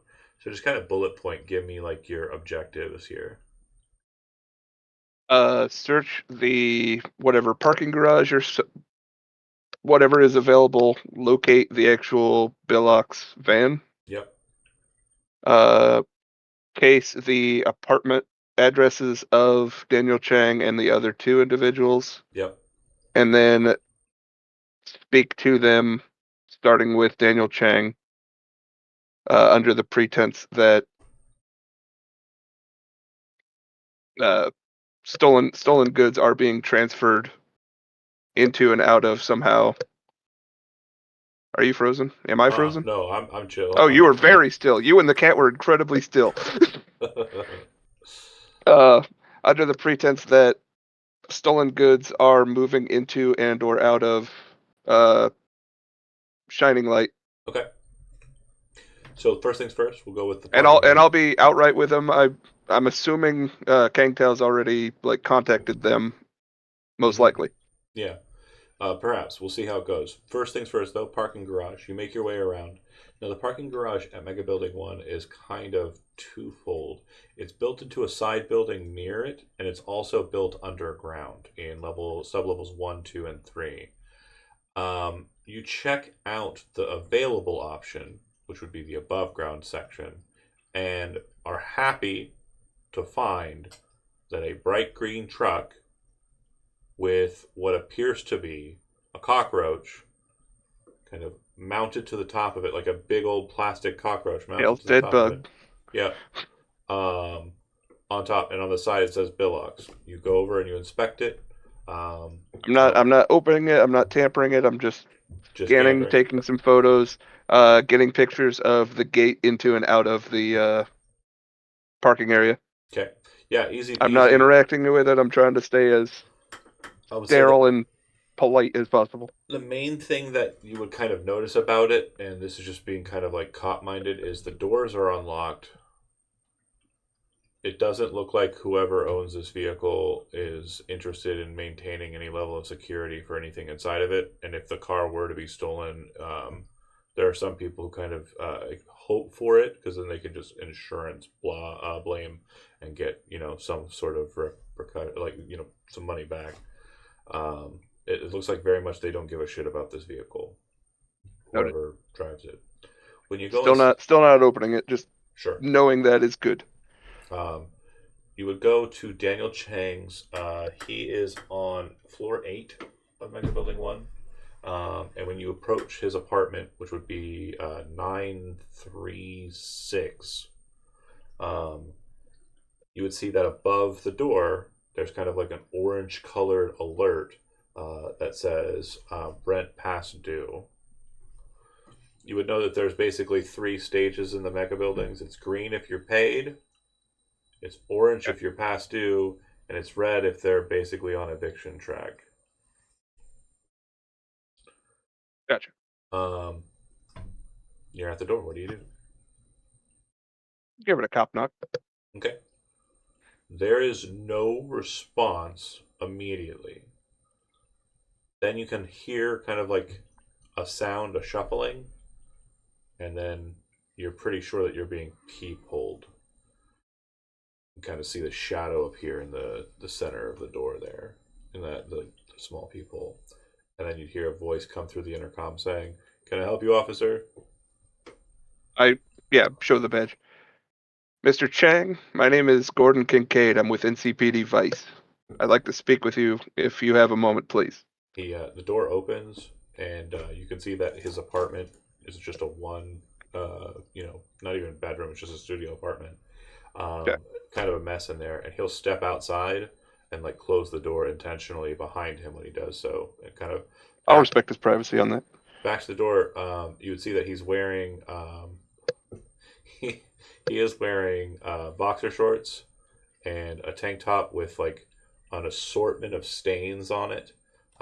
They look like from different food sources that one might enjoy during the morning and after or early day. And he says, "Is this about is this about 6th Street?" Oh man, does 6th Street have anything to do with what I'm after? I don't know. Does it? I'm here to ask you about your employment with Billox and your status as a technician at Northern Light, Shining Light? Shining Star. Shining Star. Your employment as a technician at Shining Star Jewelry Store.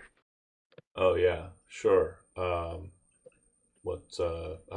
take it your head office may have reached out to you, or Kangtao Security may have reached out to you when I took your file.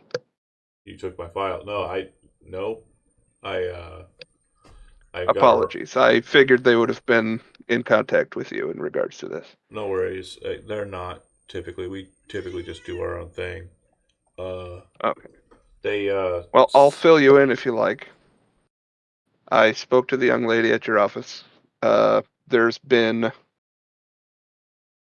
more or less a lead I'm following. That's I'm completely forgetting the word. Contraband moving into and out of the Shining Light. Shining Star. I won't remember it. I'll Fine. fuck it up every single chance. It's in his like detective notepad as like 5 different names. he corrects you and you like write it down, but it's like a totally different name. Yeah. So anyway, at the Aurora Borealis, they've got this. We believe they're moving stolen contraband, stolen jewelry. Okay. We understand this is the case. We just need to know how it's getting in and out. I just wanted to ask you a few questions about what it is you do inside the building. We clean and we deal with pests.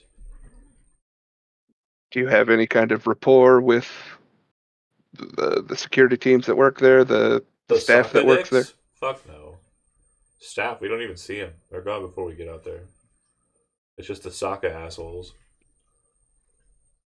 And I understand you're a team lead above Yeah. Mr. Gregory. Sorry, is this pronounced Kennedy? Kennedy, And yeah. a Salvador Cornell. That's right. That's my Now, team. you never leave any goods there. You're in and out with your material. Is that my understanding? That's right. Security checks us on exit. They don't give a shit what goes in.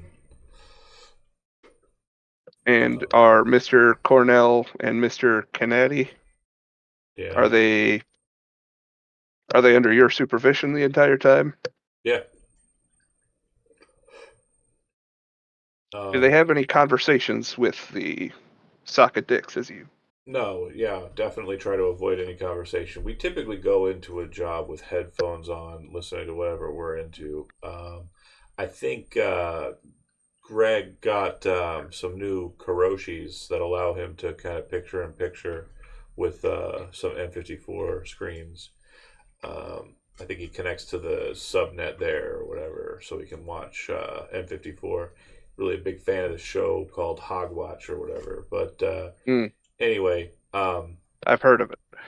Sal listens to music. I listen to some documentarian kind of work that's done. It just depends on what I'm feeling in the mood. Sometimes it's just fucking hard rock. It just depends on what the day's been like. Sure. While he's sort of talking, I'm gonna size him up, get an idea of is he a physical match to anybody that is in our No, current repertoire? but you definitely realize that this is the guy who carries the canister. Like he's the bug sprayer. He's the sprayer, and this is the what is not searched. Yeah, just based on his size and like the way he's moving, and the body presence that you saw from the guy at the Okay. Yeah, these are the same person.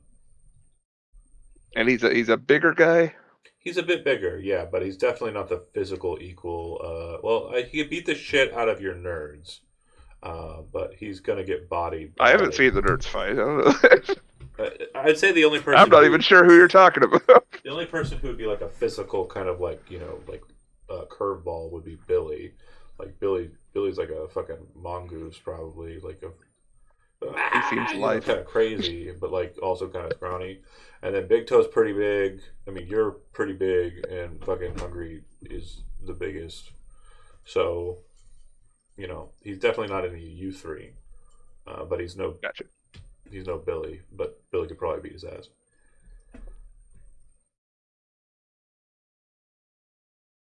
Well, sir, I was curious. Would it be possible if I search your vehicle? And with your permission, I'd like to speak with the other members of your team. I figured I should come to you first. Yeah, yeah. We're not in trouble, right?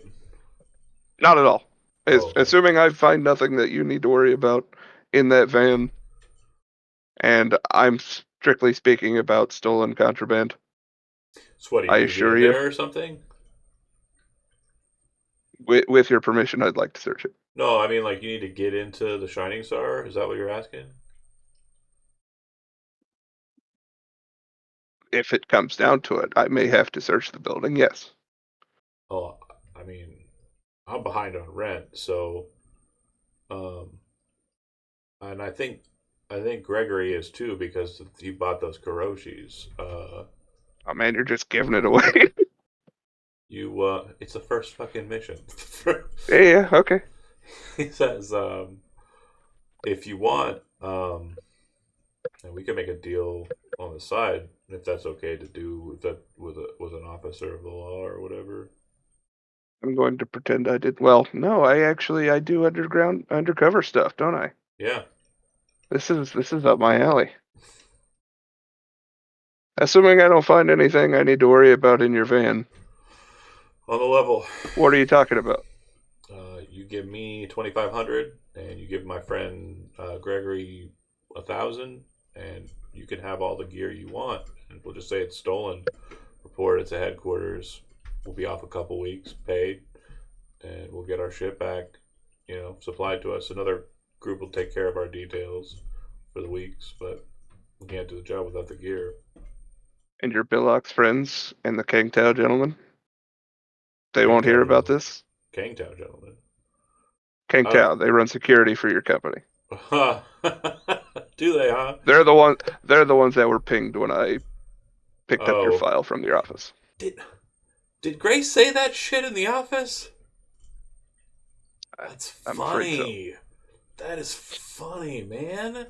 She said that Kangtao does security for there's like close to 500 trucks out here, man. Like, we got a pretty big business at Billux. We do some pretty high-end locations. Like, I remember a friend said he was cleaning up Jefferson Peralez's fucking apartment over in Charter Hill. So, like, we do some pretty big gigs. But Kangtao isn't protecting a fucking single one of us, for sure. Whatever security they're supplying, it's for the bigwigs. It's not for us. My question for you is, will Kangtao find out who stole this?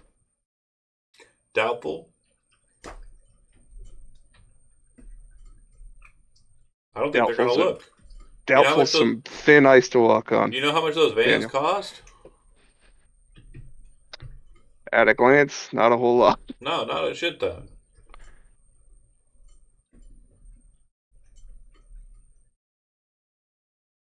I'm gonna just over my shoulder pull out 100 and hand it to him. Yeah.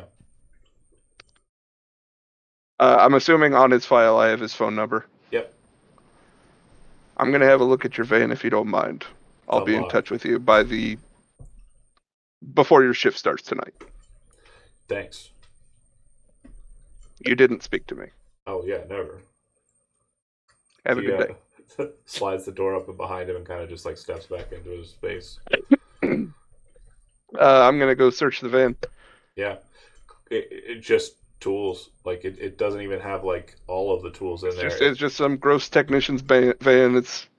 I would say like the technical shit, it's not in there. It's mostly just like the cleaning tools, like the brooms, the mops, the dusters, all that shit's in there. But none of like the stuff that might sell for something, none of that's in there. Got it. I'm gonna relay a happy lot of information to Hungry. And skedaddle. Okay. Anybody else have anything they want to do on the Friday? No, you go. I'm sorry. I was going to try to work on installing that Zenith into my Mustang. Okay. Arms. I believe that would require, let's see, weapons. Weapons tech? Yeah, the DV. Do you have the DV chart up? The one that I sent you from before? Let me see here. For what one you need? So this, the Zenith is going to be a, fuck. It is going to be expensive. So, okay, that's go ahead and make your check. 21 and 1 week. Well, no, the time duration for installing an attachment is not the same. Oh, okay. I did not get it. Bummer. Okay. Yeah, you wake up, you can spend luck. I'm gonna spend 1 just to get it. 2. You gotta beat the DV. 2? Okay, then I'm gonna get it just to put it on there. Okay, boom. You install the Militech Zenith. Your pistol now has kind of like a it almost looks like a video card, but like a smaller one, kind of like attached to the side of it. And yeah, with the Militech Zenith during the first round of combat, you have a +1 to attack rolls, and you are considered to have critically succeeded on a roll of 9 or 10.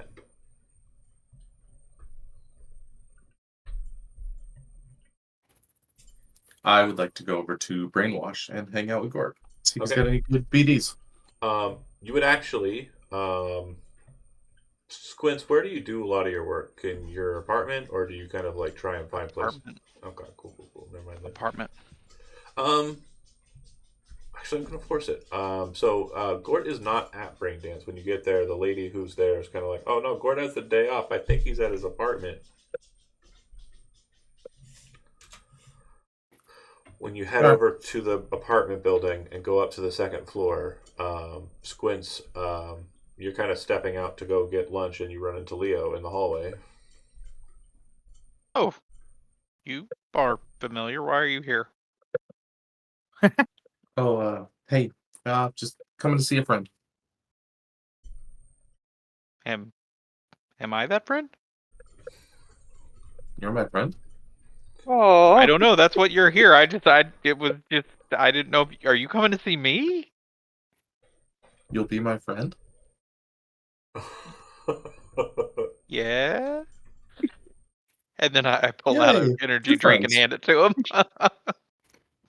I'll take it. Thank you, but I'm not here to see you. And I walk off. Look at it. The door across from Squints opens up, and Gort leans out and says, "What are you guys talking about?" Being all loud. see. And then he sees Leo and says, "Hey, Leo!" And then he gives Leo like this cool, like, best friend's handshake that makes Squints kind of like. Now I'm sad. And Gort and him go into the apartment. And you just hear the energy drink crack open as the door closes. Oh. Squints, you head downstairs to the restaurant underneath the apartment to kind of get some food. You've been working hard. And then Gort and Leo hang out. You hand him over the Big Sleep? Yeah. Okay. Thanks for getting it back so quick. Did it help you out? Did everything I needed. I appreciate it. No problem. You wanna? He kind of gestures towards the game sets that he has rigged in his living room there. You already know. There is a video game, and I can't remember the name of it, but it's a fighting game in 2077. I'll figure it out before next session, and that's what we play. Obviously, he's not going to take you up on shooters. Okay. Any last points of call that we want to do before the end of the session? My body was looking for a date. Right. Can I repair a tank? So around 5 p.m., you head over to Lizzie's.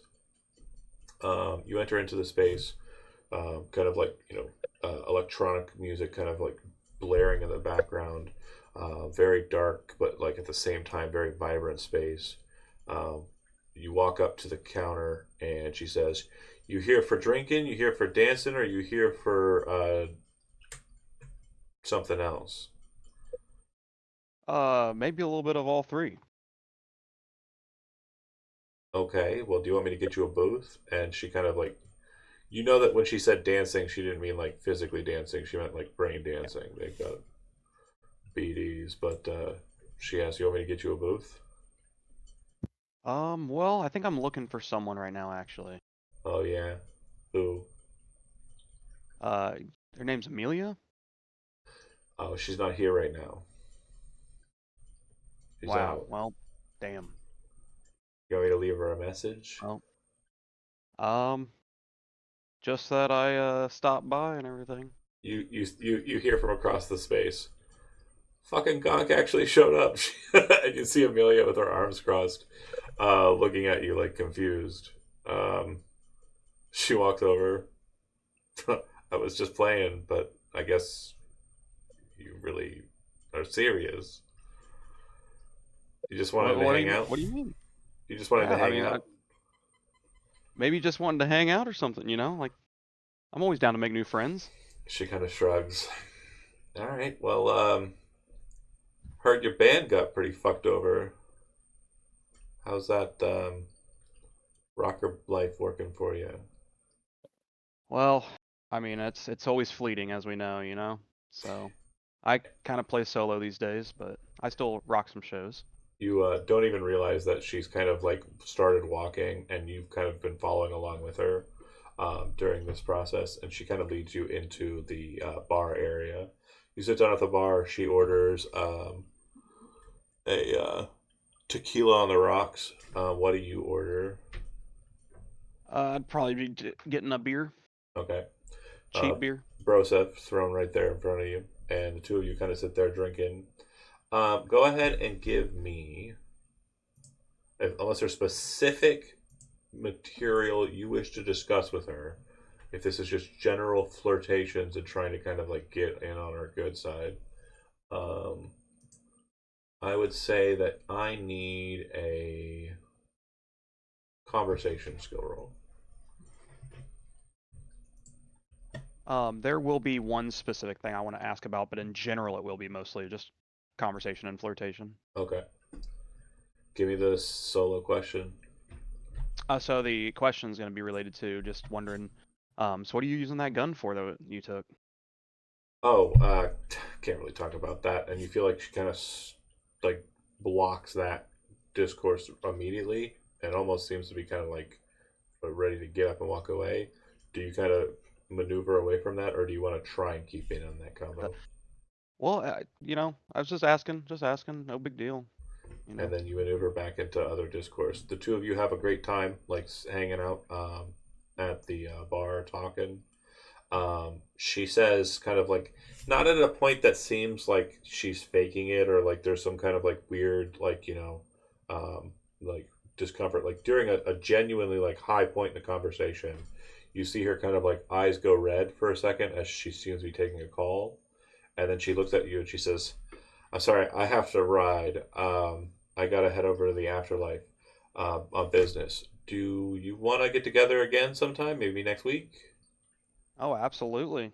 Sounds good. All right. Well, I won't have you chasing me around and whatnot. She'll flick her deets to you, so you have her as a contact on your phone. Then she'll kind of get up and head out. You would notice too that she kind of looks over her shoulder and kind of back at you as she kind of leaves, which could be a good sign. But that's the end of that. And I'm gonna order another round to celebrate. Well done. Okay. Anybody else? Actually, with time, I'm going to say that's a good end for it. If there's nothing else on Friday, we'll be moving into Saturday, and then we'll be discussing next week at the beginning of the session the possibility of downtime and what that can mean for future games, more so than this one, but also what it could potentially mean for this one. Jonah mentioned making repairs to his vehicle. Oh my god, where is he typing these things? No, he said it, but you had already engaged with you. He speaks kind of low. Michael. Okay, Jonah, repairs on the vehicle. Yeah. That'll be more of a downtime activity, but you start them on Friday, so we'll count Friday as a downtime day. Perfect. Okay. And you hang out with Tchaikovsky and mainly work with him on that, right? Oh yeah. And I mean, if it's possible, I'll worry about that next time. Don't worry about it. Okay. Well, yeah, we'll discuss it a lot more in detail next week. And thanks for watching those that did. We'll see you next Sunday. Ciao.